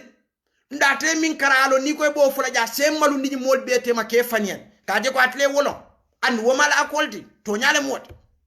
bare ani ikanyi njeto a student ol damalla mini alon ko sayi kumasta ke fan dunni molla lonna la palasol to ka kawando ke lonna ke fanke lonnalti ka fatwal di ka misilma kon ka kitiyel tayje be habbale be dabbala ibe no my friend no masibo ketale man masibo ketale atekanyi ayo min fo jang mo sabali bi gambia ni ayo minul be sulari ni nafon bake wolle mo politicien o itebe min kuot tayina o fela ka fo molie ikawo fo bundu masane ko le woli o karane sanji tanni fule la ustazol ya fasariya bari be deiri be siri ba jibe kanten wo manyen na kela disappoint balem nyiti ka bo bundu masane madrasot astaghfirullah alazim tayita aw nyim fo politicien ole ene minol ka si luolum ibe lonnal nenna alla ka fo mol ibe atondi fon ibe mansanne ne be lonnal ne be molal fal nenna ta luolu ka kawando ke kany ayo fasariye Musa bal ta rawlatul makhasin kol kan kawsumi nata side nyaat no la singolo dini o kan kawsumi yalon ko birim fenge ko biring atondi babali ko geyani fengoli findide safero ke ka fu babali yemi fo tannin tan ka ko bevo babalim biring kawsu ko geyanyanta kelale nin kema keno ase tulo fo malala ake wala fo jawyata babali tan mela saferje mela fenje babali biri waya fo aram tele babali lafta society le tinya bal birin kawsi afa date ya le manta fem fulawt akali kuma ni misilma ya minkan ini mobe ya no ini mo sufi wo shi'i wo ikhwanji wo alfa wo keba wo ini mobe ya no bunno masane ko lal sala ko nim momo ya misilma ya ke fata kay fata nafikale kan sharrul bariyat liman lawwati alkata so wala de nim babali ko geya teninta ka finda safiro ke babali tende nin kawsi afo dron fate fon ka kawsula audio sia masibo kedal de so wala kanalo biya ka wala takunu kalaina tafarraqu waxtalafu wa maridu me politiko le kono ndi malum fal kam moy bakele ba min ka fa be politiko aka kuta kera buka min fo man say kene bak man sam yalon ko hallon nal fon kila yamar hana tra mistake ko le fon ke ba kono to dial akata ke banta ke kulo ko ate alala mo oda man soto sufi islamic council man soto ummade amul bayinat rawda man soto sufi islamic council man soto ummade soto ma jaamul bayinat rawda man soto sufi islamic council man soto Musa bal sufi islamic council soto tale sufi islamic council soto tale birin 90 jela be kerim birin se sori ba wala jamano sufi islamic council soto tale se banningo wol mohammed lamin tule wol minul bantara imamullah al falmi be dogo kaje bantay mantra ker alma ale yam foke minu be baru alma ale niso simani jat kenya nyin kanyi fo bundu masane ustazol be sirin talibol be siri koy kitabo ni sunno le kala mama sabal kalu aka vale sufi islamic council man soto wo sufi islamic council mi alon ko arab karamu bebo le ko wol be dina do ko lebe sunno nin kitabo fasaka molla masay xol beje mama sabal kallo kala speaker mda kanya tinga la rawda mansoro sumi islamic council mansoro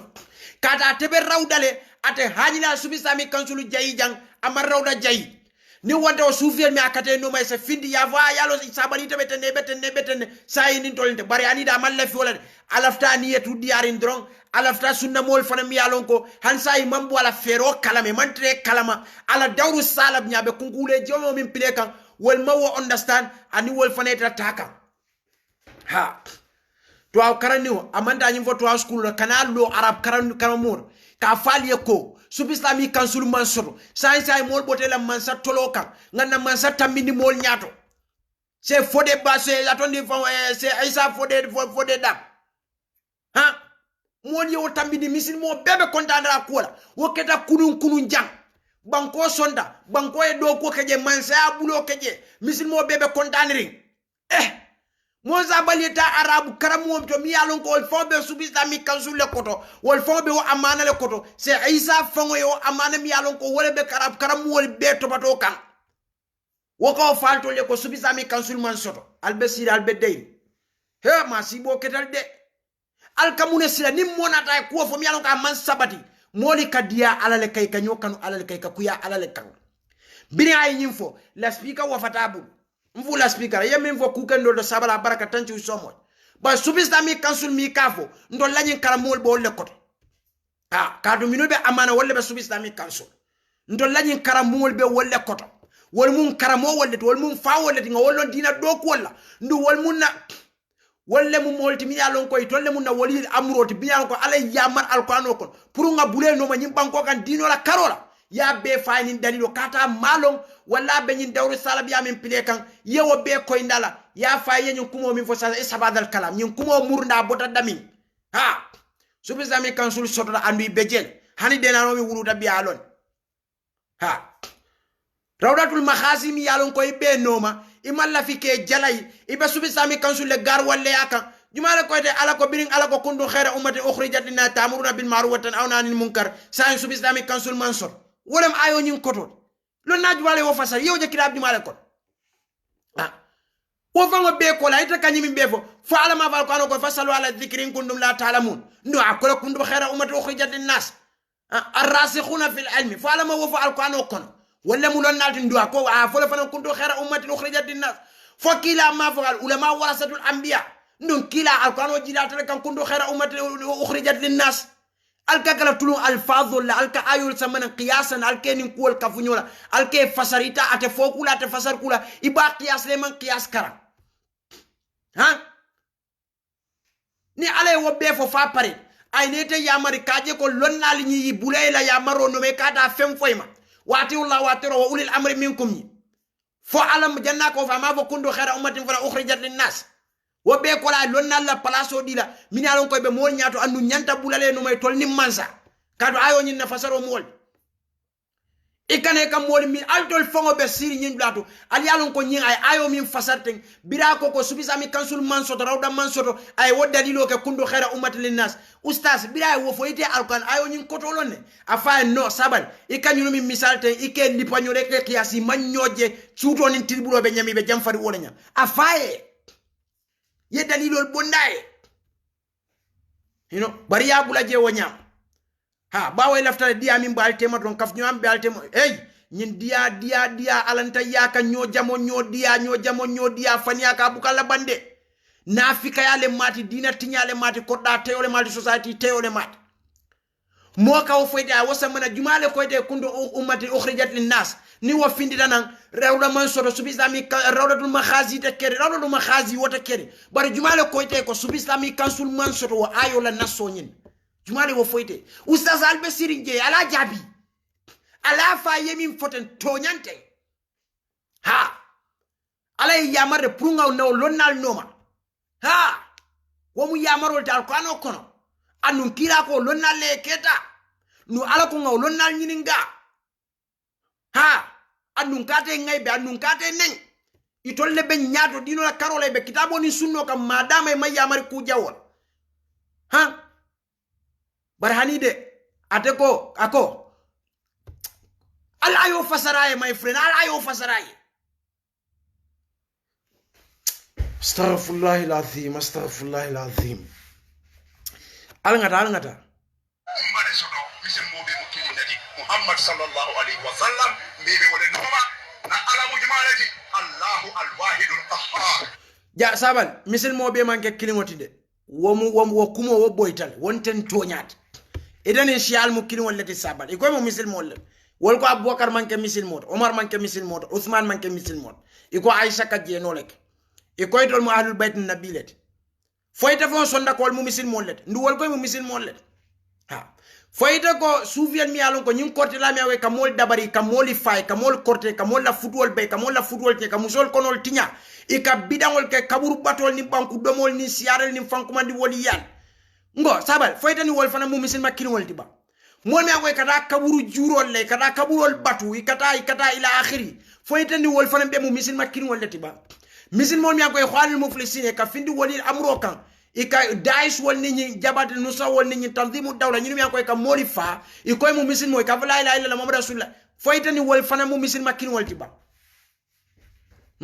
kila sallallahu alaihi wasallam la hadiso fon ite wole fanyandi jang kadu kila ko unyin ka fol be sotla le be faram na fi kada fo kafuta woro la nimfe wo kafuta woro la nimfe kafu kilin damma ako ate wolle ganyata biri kay wolle njuma ako mana alai wasabi ntebe min kanal tol ben no ma minna wala kitabo ni sunnot wala na ko ngafen fulale to albul ma intamasakta ngima nali o fulol muta falanta de lo min badi abada alta filla burey biri kay mune mut ako kitab Allah wa sunna nabi sallallahu alaihi wasallam ndela ala kitabo aninda kila sunna sallallahu alaihi wasallam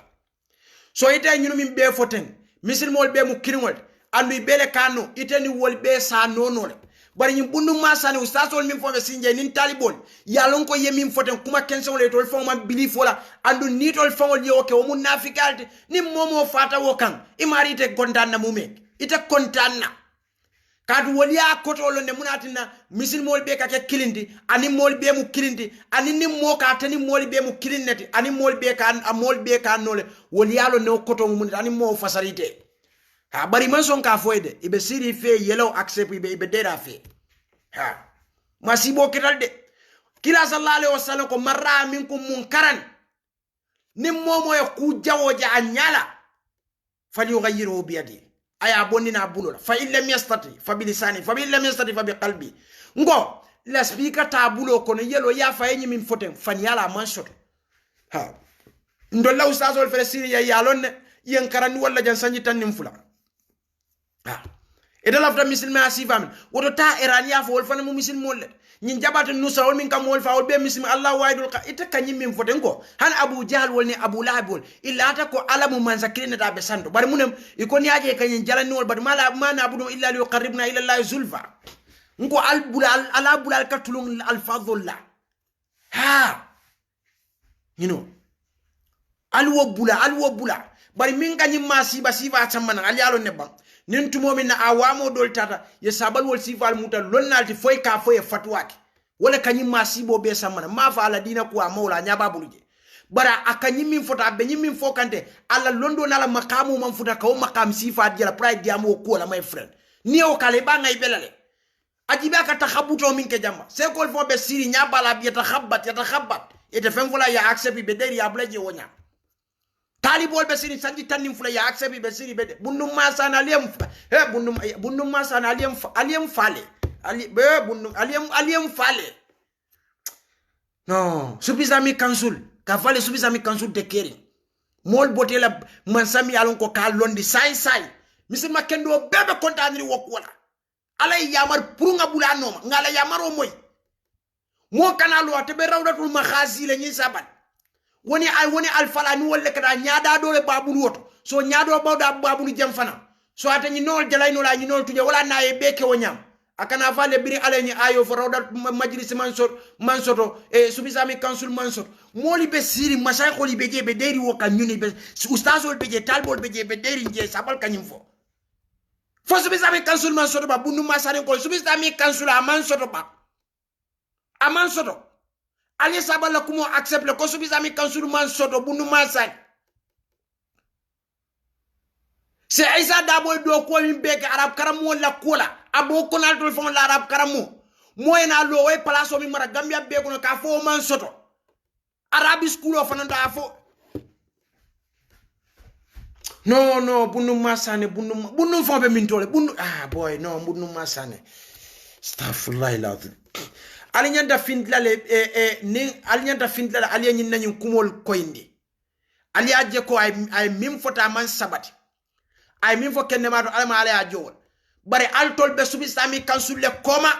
ndu womo ala le ya marolti anu subi islamic council ni amana wolle be mbatondi fo arab karamol be wolle koto c'est isa fo dama kam khairu dalil misilma groupe be form la Gambia fa abeta sisleje fo abeta tasji subi islamic council mo kana lo womi anko wonde mata dina kula banko be kan sharqan wa gharban kana lo arabic school da manke english school of font na fo font fo mo senya kasal bari fo arabic school mi yalon ko salion kitabo ni sunno le ka karanje ka falle ko subi islamic council man soto atol be deri kon defo malo nte fo nte malo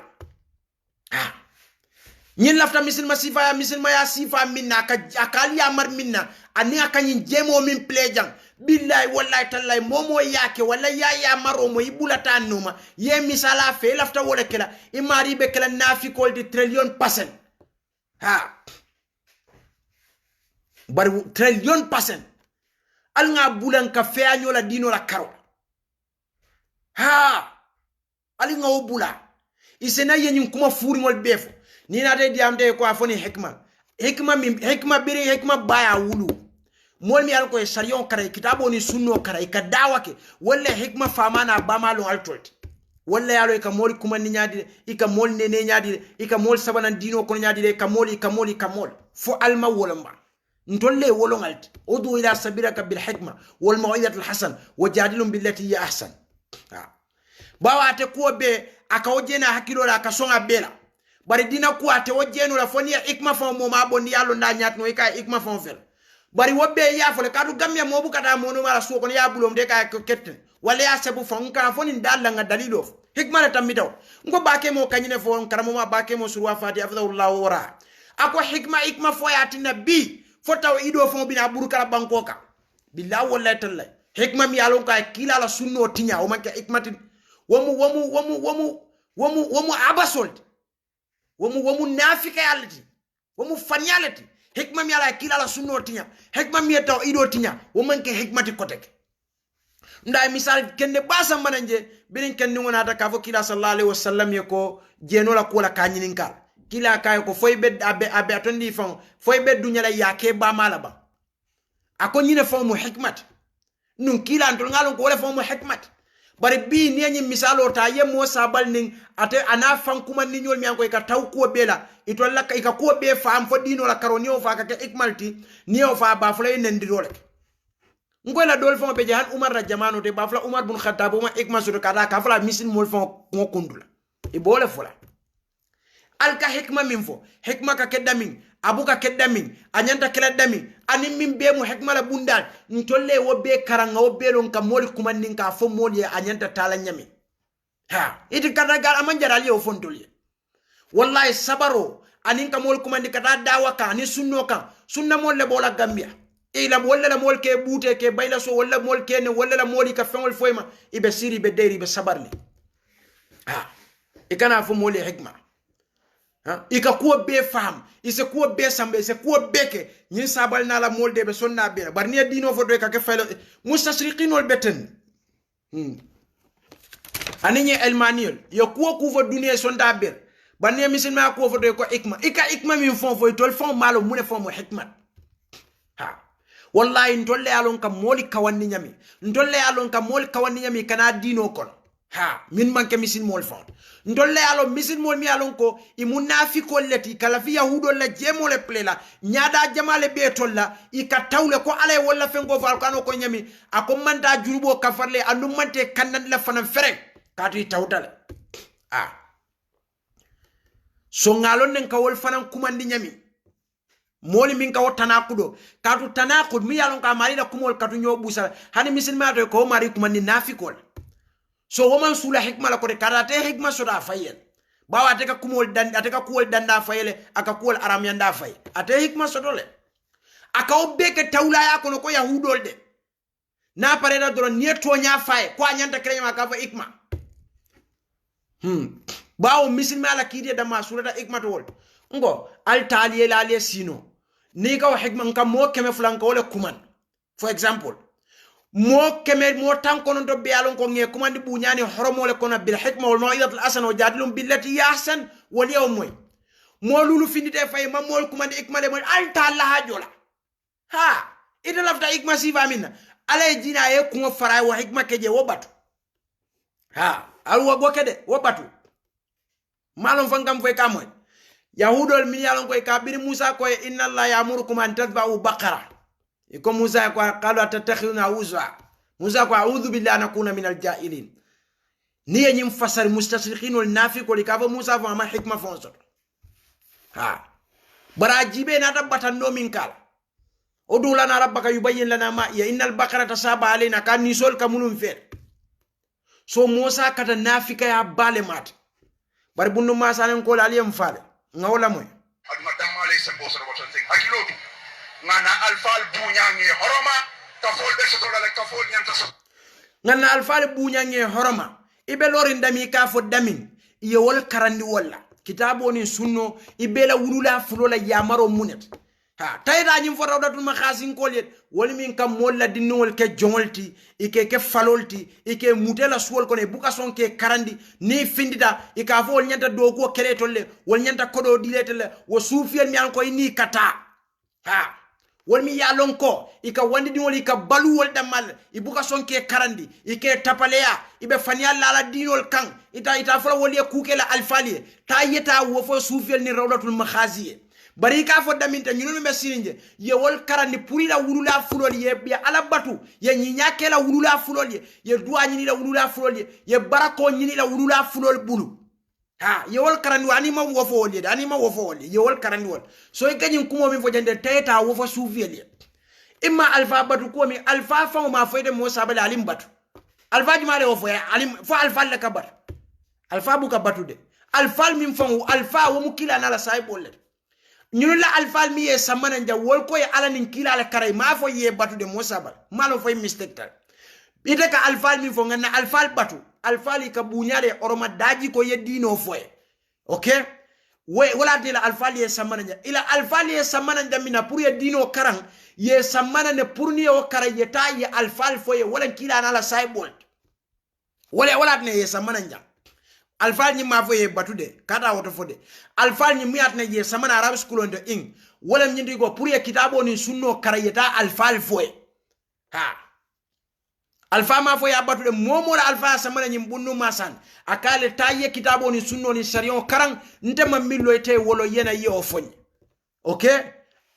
ila alfal ye bula wala ja ba alfal ma fo ye batude alkakala tulun alfa volla ali alfal fon batandi ali fondol be ma alfa le so ha mbe ngani min foten kanyi min foten nyi masakol min be ka kawndo keda ngamela alfa le karani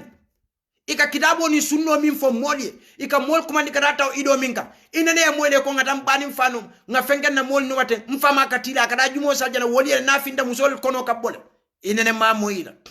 ilo tadade ka fo ala ko kila ko ila alfa le bula wala karawon so mo saballata la bil alfa bari nin kafole kawali yo soto nse ka chanda mal kono kono woni bunya kan misil mol la nyaton kol man nyanna nenna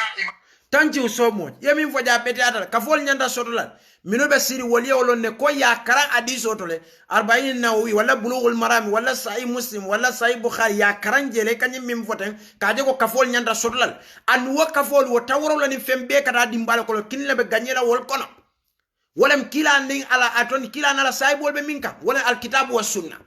so ite kami fo pour mol be ke kilindi wala wakafu dolti minul be wol yakoma minul te ganyela wala wakafu dol mika wol kumandi wonya ndol ni wolte ku kilin ni te kenola kilindi ni te baka ansay bawo nyaada doni subizami kansul la mollem bari rawdaf mutul makhaziba wala fon la kota ni soufiyel so ini ni salab nyaada do min ka findi sunna mol kan dol bote kalama bake say doli beje mam boy kalama ka fo wali ko ka dawu salab le pile pour wol se bo ko nyin kalama pour ka fo wali ko ibe nyi minata te wok nola ha iko ka fol mi be fani misil mol be mo kino ni sa ken wo man ken dolla aqidati tayni wol be yake kato kila bira wo kafol be fo kafo min be ganyela wo bondi wol be kono la wol coin sai ni de tata ila fta tala kafu dole fe taje o fanante na problemoti kafu do nyim fe kato kila sallallahu alaihi wasallam ko ngaltu min ka mahajjat bayda laylu akanarwa asudo jokala tilibulo be nyami la yazigwana illa halik mo buka jenke way fo mo kunna ko ha so kafol mi alon ko be sot lay man sot wol nyunu yo kara hadiso to ngamira ha bar birin kila kafol nyim bela ko fa pare da ko nyin kafu dol mo sabal ing wol bete fenkandu ni fato ke bidadi mbale kono kafu kirinda male ganyeta wole mine kitabo ni sunno muta tenala say bol be minkan say je koyte la le ban se ko fon be siri nyin lato nyin kanyim foten ka be misike min bundu masane bundu masane ko yem fale bundu masane yal yem fale ya bi mol kanyine ke ka tulun dino la yeta yele sino yetulu alfazol nina itol yemin fo bete atale nyanda fola ban nin tol nata nga koy nin tol manya na kafo kadu munen tol nge attaque le ntol be wala dato ja mo e fem fo dino ko mi man sabat pour ka mol filin mbama ni fama wol ni mbal musol ni binkol mina nga fo min fo fan yala man sabati ala ya fote ne kila fote ne lonna ya fote afele kitabo kono dalilo fele qur'ano ni hadiso to afele ha pour mol se kana wala mo kuntu khaira ummatin tafsirot okay mo sabat ha ida ka kafol min fo kafol nyin kila be koyndi bira be koyndi kafu kilo min be ganyela wo fanan koyndi le so kata wod lato propaganda ko ustaz wol be sirin sanji tanim fulay be karamota arabi school be sayon karanka mo kana yala bil alfaz ikaso wala iyo انت والله العظيم ما اعرف استغفر الله العظيم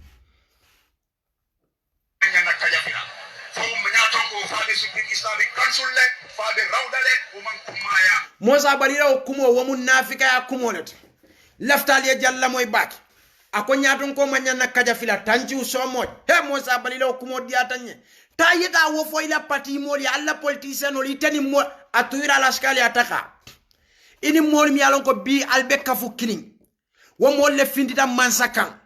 3 years man jotna munati ne ka president o banen kala muso banen ka wulu nyol banen ka dingol banen ite Mosa bal fo be de yew ko accept mam bala wala fo wato i malon ko nyaton ko manyana nenna yetana kudo jele ni nyada fula abuka mo na fa ifon dila kumol kadu nyobu salal tron nyaton ko manyana nenna mansa nyaton ko manyana na lonnal yaminul tamini mol nyato sub islamic council rawdatul makhazi wal makhazi ila fode madhmumu ture afindida imam abdullah fatih nenga blada sul islamic council la alfalla bal'ud fofana wanyama Mustafa Silla wanyama ha rawdatul makhazi la mol ila wo mol mi alon ko ni Mustafa Silla mi ko kasama sele fomu jino ya tulo tay kabula su islamic council la anin fode mazmum toure anin kawsu fofana wol mi alon ko itani wolle be kukini ta yeyta nyin kumo foli anin yeta su islamic council la alfa mi alon ko ye wolle na ye kumo fo wolle ma ko ya ton ni fo mi alon ka kallo aka su islamic council la alfa li be nen malon fe kam moyle ba aka hama jeydes malo ko fa ka sama programme andu ka su islamic council le ne malo ndu ka ma jeydes sama programme ite yalo munati ne mawo foye ndu ita ka o video je kaji ko nyaton ko manyen na kanen waka wo hama jeydes sama rawdatul makhazi groupe ha o kabula su islamic council la alfa la ke benen video to dunia be nya katra ha so lafta minna yalon Mosa bal mo nyante tiliye tonyaf subizami kansul la alfal ineneje mole nengola ba imam mone rawdatul makhazi la alfal ila kebal ma fo dinni wol wol ye groupe wol yele katu ko ite ina audio like la moyle nke la molla audio min pile programme to nyim pejo to jang ikarta subizami kansul la alfal nenkan ikafo be kortela nyami be fala nyami ni laftan se audio ki ka wol banen ke kortenyal fo ke fanyal fo Gambia audio be Gambia no be bulu ni beñi yamaro dira tayadi wol itita chaka bumoto ikafoje ko al salo bula yeta molta jamen ko ne ka foje ko al jeno bula mo sabal wo munafika ya balet ha wo munafika ya balet wo mun ndir balet ha subis rawdatul makhazi ku anin sufiel la ku ngalon ne be jele 1 million% ngolon sunna mol ini salab nyaadale ka findi wol kan ngaw fana lonne barakita nyaaw nya to nyaaf nendir ko mi alon ko ikafo nim patamina sendur la audio play la ata hadda nim momo e kuma fo mi alon ka nin kitabo ni sunno manda sufiel mati fenkole ma alfale ma da ka tasabayo mormoro aka siakan fa kunga ka bunga troma na min fa nin kitabo ni sunno manda mina jambala diamo nyim pilela minke kawandoto dami yalon ko ala be faniya ni kitabo ni qur'ano ni sunno to nga be faniya ni wala muita fe nendirot woka ken nafiko le fe nendirot kadu kila sallallahu alaihi wasallam fa ala mol ko akan nendirot ka kenenne safa hala mana wa dalla bana o man folondol igam mole ba wonta na problem ka Sheikh Al-Fawzan ni wolef ha isafwe ka molle ne isafwe ka molle kadabi isafwe mu e ka bele fwema bari lafta ko sunna mo kini hana dinno mi wuluda somanda yala audio sambanan aya rawdatul makhazil alfal to kuma ni kan kini wo kini ke banen ke la musol ne ka bure ko mo bela ni yawo samanya ngalla mo intulola ndefana mem fonya kanaja non ni wo fanan keda mbe wo fanan audio sambanan ka pile ka ko ni mo la nyima nga sunna mo daji ko bari nga suvi jelle la audio samanya ke pile fo la bongoy be fala nyimi ke bama wol ni fama wol tol nyininka ke nenka groupe yele ke bawol ni fawol nen ite Musa wa Gambia be wo moy foyta damma tayafo wolle wobula kata chaka bungo to yafo ye ko ala barakal to katu salon yeta mo ta jamen ko ne ka fo chaka am beta nafika ya bal wobula ha ikanyim min fo de ta ikanyim fo talibol min fo ngoy jante be siri nyatli mo inene mole la audio je nyin talibol fon ko je wala nyi ustasol ibula darawlatul makhazi la mola nemba ha inene woje jumal la je ye woje jumal la wol kono nyunu min fo be siri nyatli wala ja rawlatul makhazi la alfal fon manke la dinot ila alfal le fon kan ndirok nga sambana nga pile so bisami kansula alfal fon ibuka wakala mutafam ha wol ma wo wato fon soto wol buke la kumol fon murundi fon bari tolbe audio bonda baba drame wol nano aidar wol kawsu fofana wol mahmoud touré abubakar jabi wol ibe masay khol nenna ha ite be fe woto de ibe sonni wol ngoy la do beje iko aka kansulo la molle bane aka Facebook live le hino ani amajete ka programme oke aka subiza mi kansulo alfal be bane video da ke be bane ake benen ide manda yo fo amajete ani yo fo e wol yo bula pour ani wo mo sifal kakala kawandoke min ka alfal benen look même fole be bundu ma sanete ngalo ne ko sunna karamole e kanyim min fota manke sunna mol fon la aqidat hani me fam batani kaf yalo ni lafta kafoko ni dara sunniyel ya iraq ay falluja walla atone tikrit sunna mol be dami iko eko ka kilani abwaka atoni ka abwaka ni umar ne amambete ya kafir yale ibulata wallale ha ni dara yovo falluja ni tikrit ka do sunniyel le bodo ha ibida baghdad le muqtada sadri wolni khayz al khazali wol bedami kada yeta wol ya yafo yeko e atondi fon malum baf la nyadile e atondi fon ka abubakar ni umar ni ali ni ato abubakar ni umar ni usman ni wo betiatal ka wol mushialle musa bal wo kumol te benno la han imande ndir ko min fon e kafo sa ngani dina ko fon tu ete be politique ko min do dum ite be kafo min fon kono dum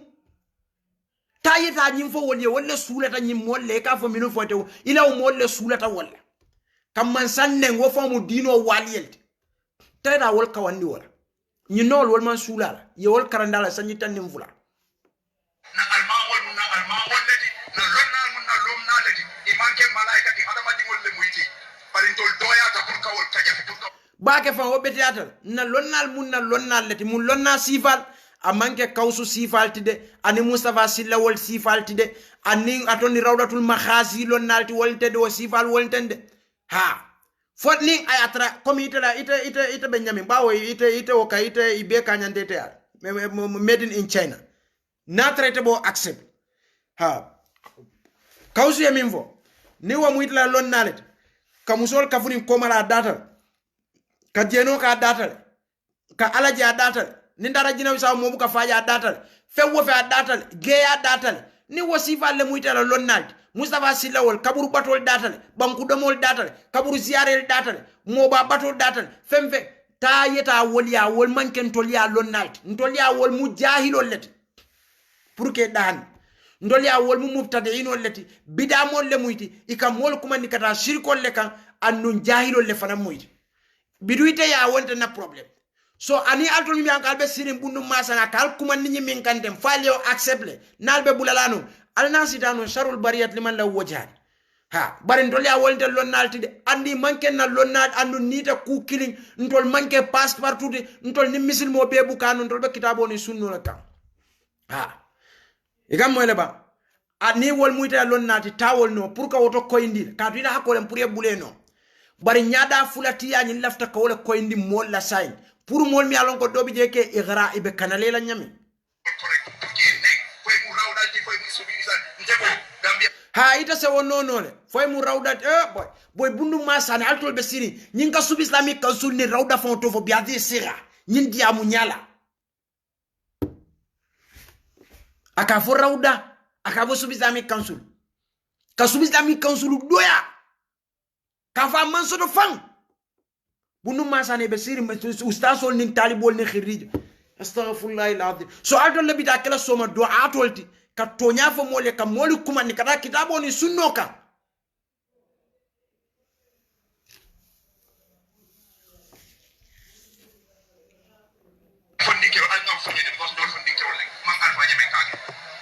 ha ida mo fondinke la to le ka ke alla politician mol ta ya fo ye fo nyum mansan nengola ani alfa nengo ika wo fo ika nyumi fo lete yol karani kitabo ni sunno la ta yeta wo fa alla mol ye sabal na karamol nge bunyange horoma na almamol alnge bunyange horoma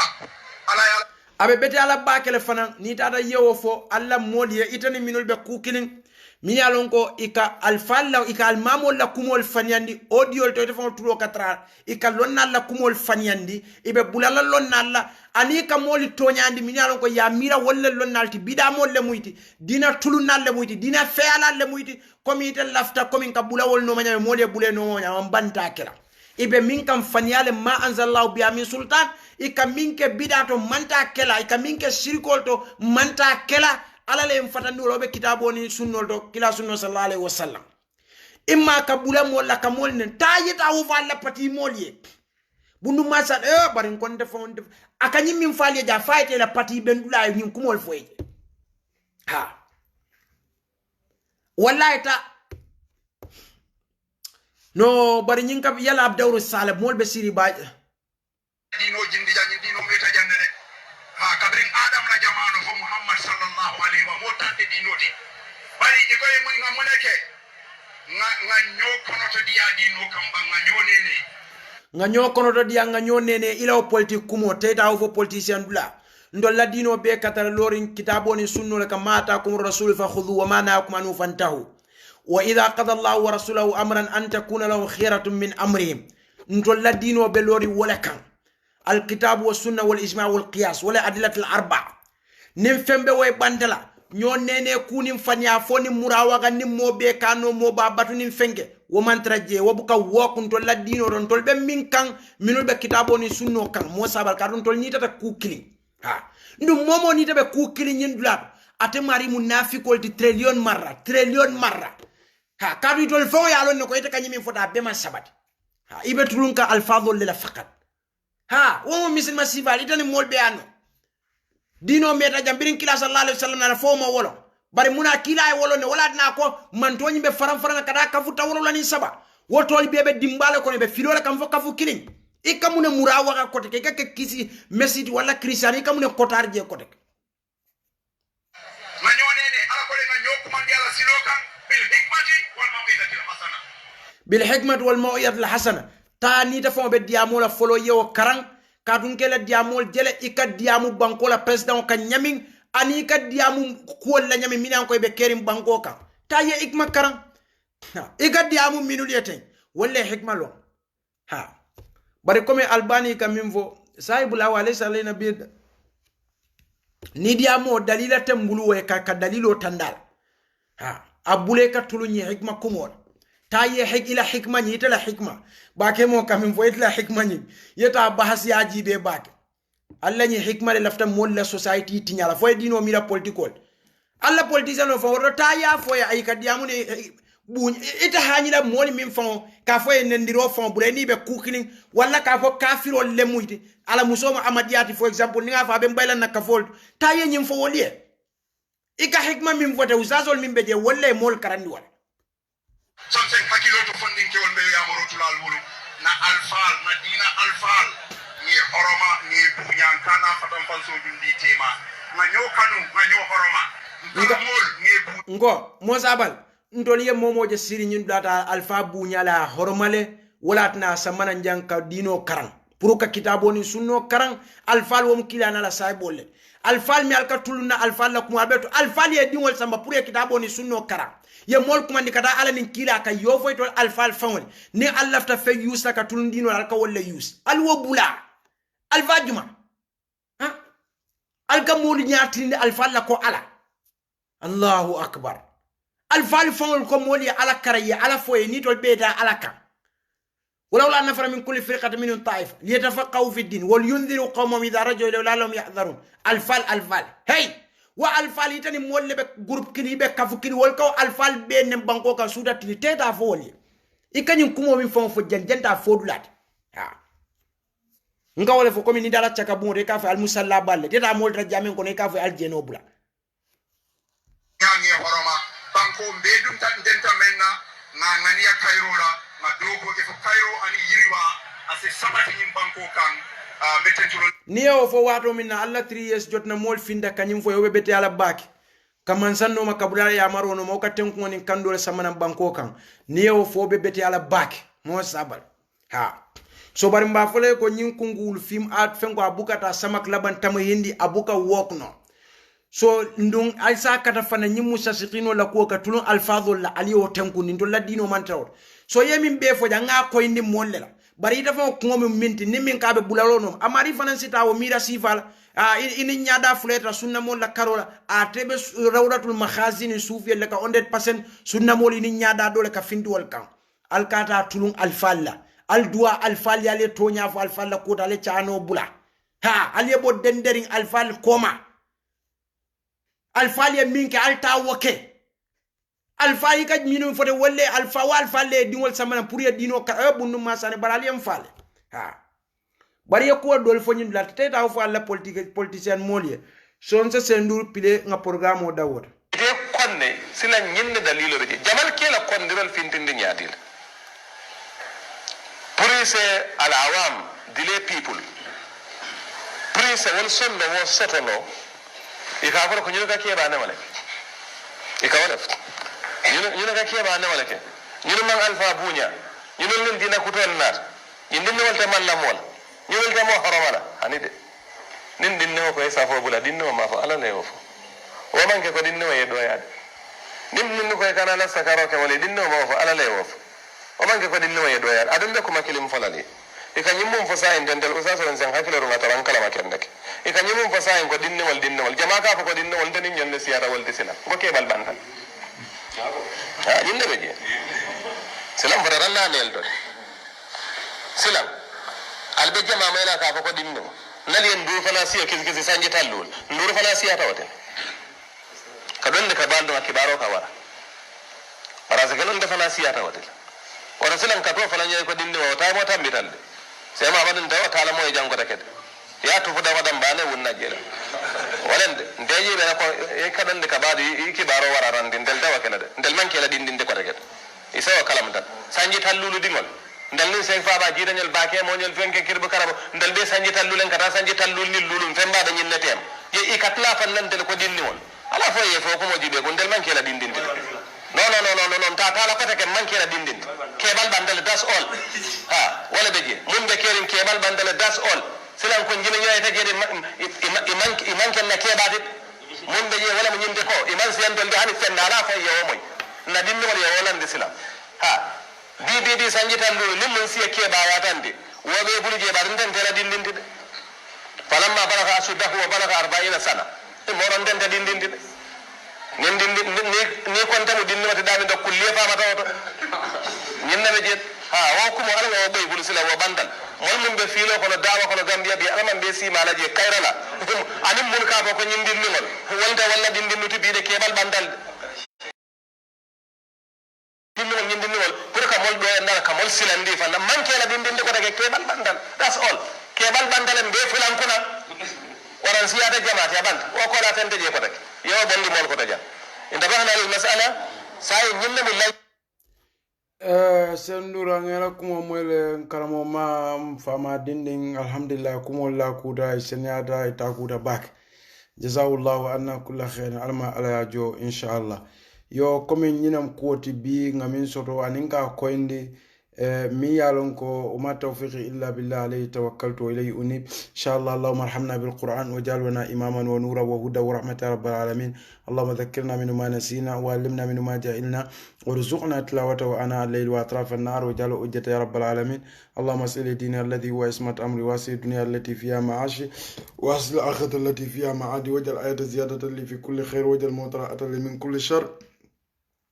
اللهم إنا نسألك عيشة أنية وميتة سوية ومرادا غير محسن ولا فاد اللهم إنا نسألك خير مسألة وخير دعاء وخير نجاح وخير علم وخير عمل وثبتنا وثقل الموازين وأقر إيمان وارفع درجة القبر صلاة ووفر خطيئتي ونسألك أولى من الجنة اللهم إنا نسألك موجبات رحمتك وعزائم مغفرتك والسلامة من كل إثم والغنيمة من كل بر والفوز بالجنة والنجاة من النار اللهم اقسمنا من خشيتك ما تؤول به بيننا وبين معصيتك ومن طاعتك ما تبلغنا به جنتك ومن يقين ما تهون به علينا مصائب الدنيا ومتنا بأسمائنا وأبصارنا وقوتنا أبدا ما أحييتنا واجعل الوارث منا واجعل ثارنا على من ظلمنا وانصرنا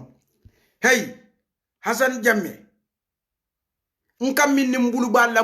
mobile wala niya ke nyatni wata kayele mande fayda boda jarale ba astaghfirullah say munduma le mbetula nyim fola nkam min ni mbuluba la sibi ke malli camera nyin ke nyale mobile o imbe nyatule teng ila mobile o mute nyatno le video ta iPhone yemin ni pareta ya jibe ha ولا تجعل مصيبتنا في ديننا ولا تجعل الدنيا أكبر همنا ولا مبلغ علمنا ولا تسلط علينا بذنوبنا من لا يخافك فينا ولا يرحمنا اللهم لا تدع في مقامنا ذنبا إلا غفرت ولا هما إلا فرجت ولا دينا إلا قضيته ولا حاجة من أوائج الدنيا هي لك الرضا ولنا فيها صلاح إلا أتممتها وأزكيتها ومتى رب العالمين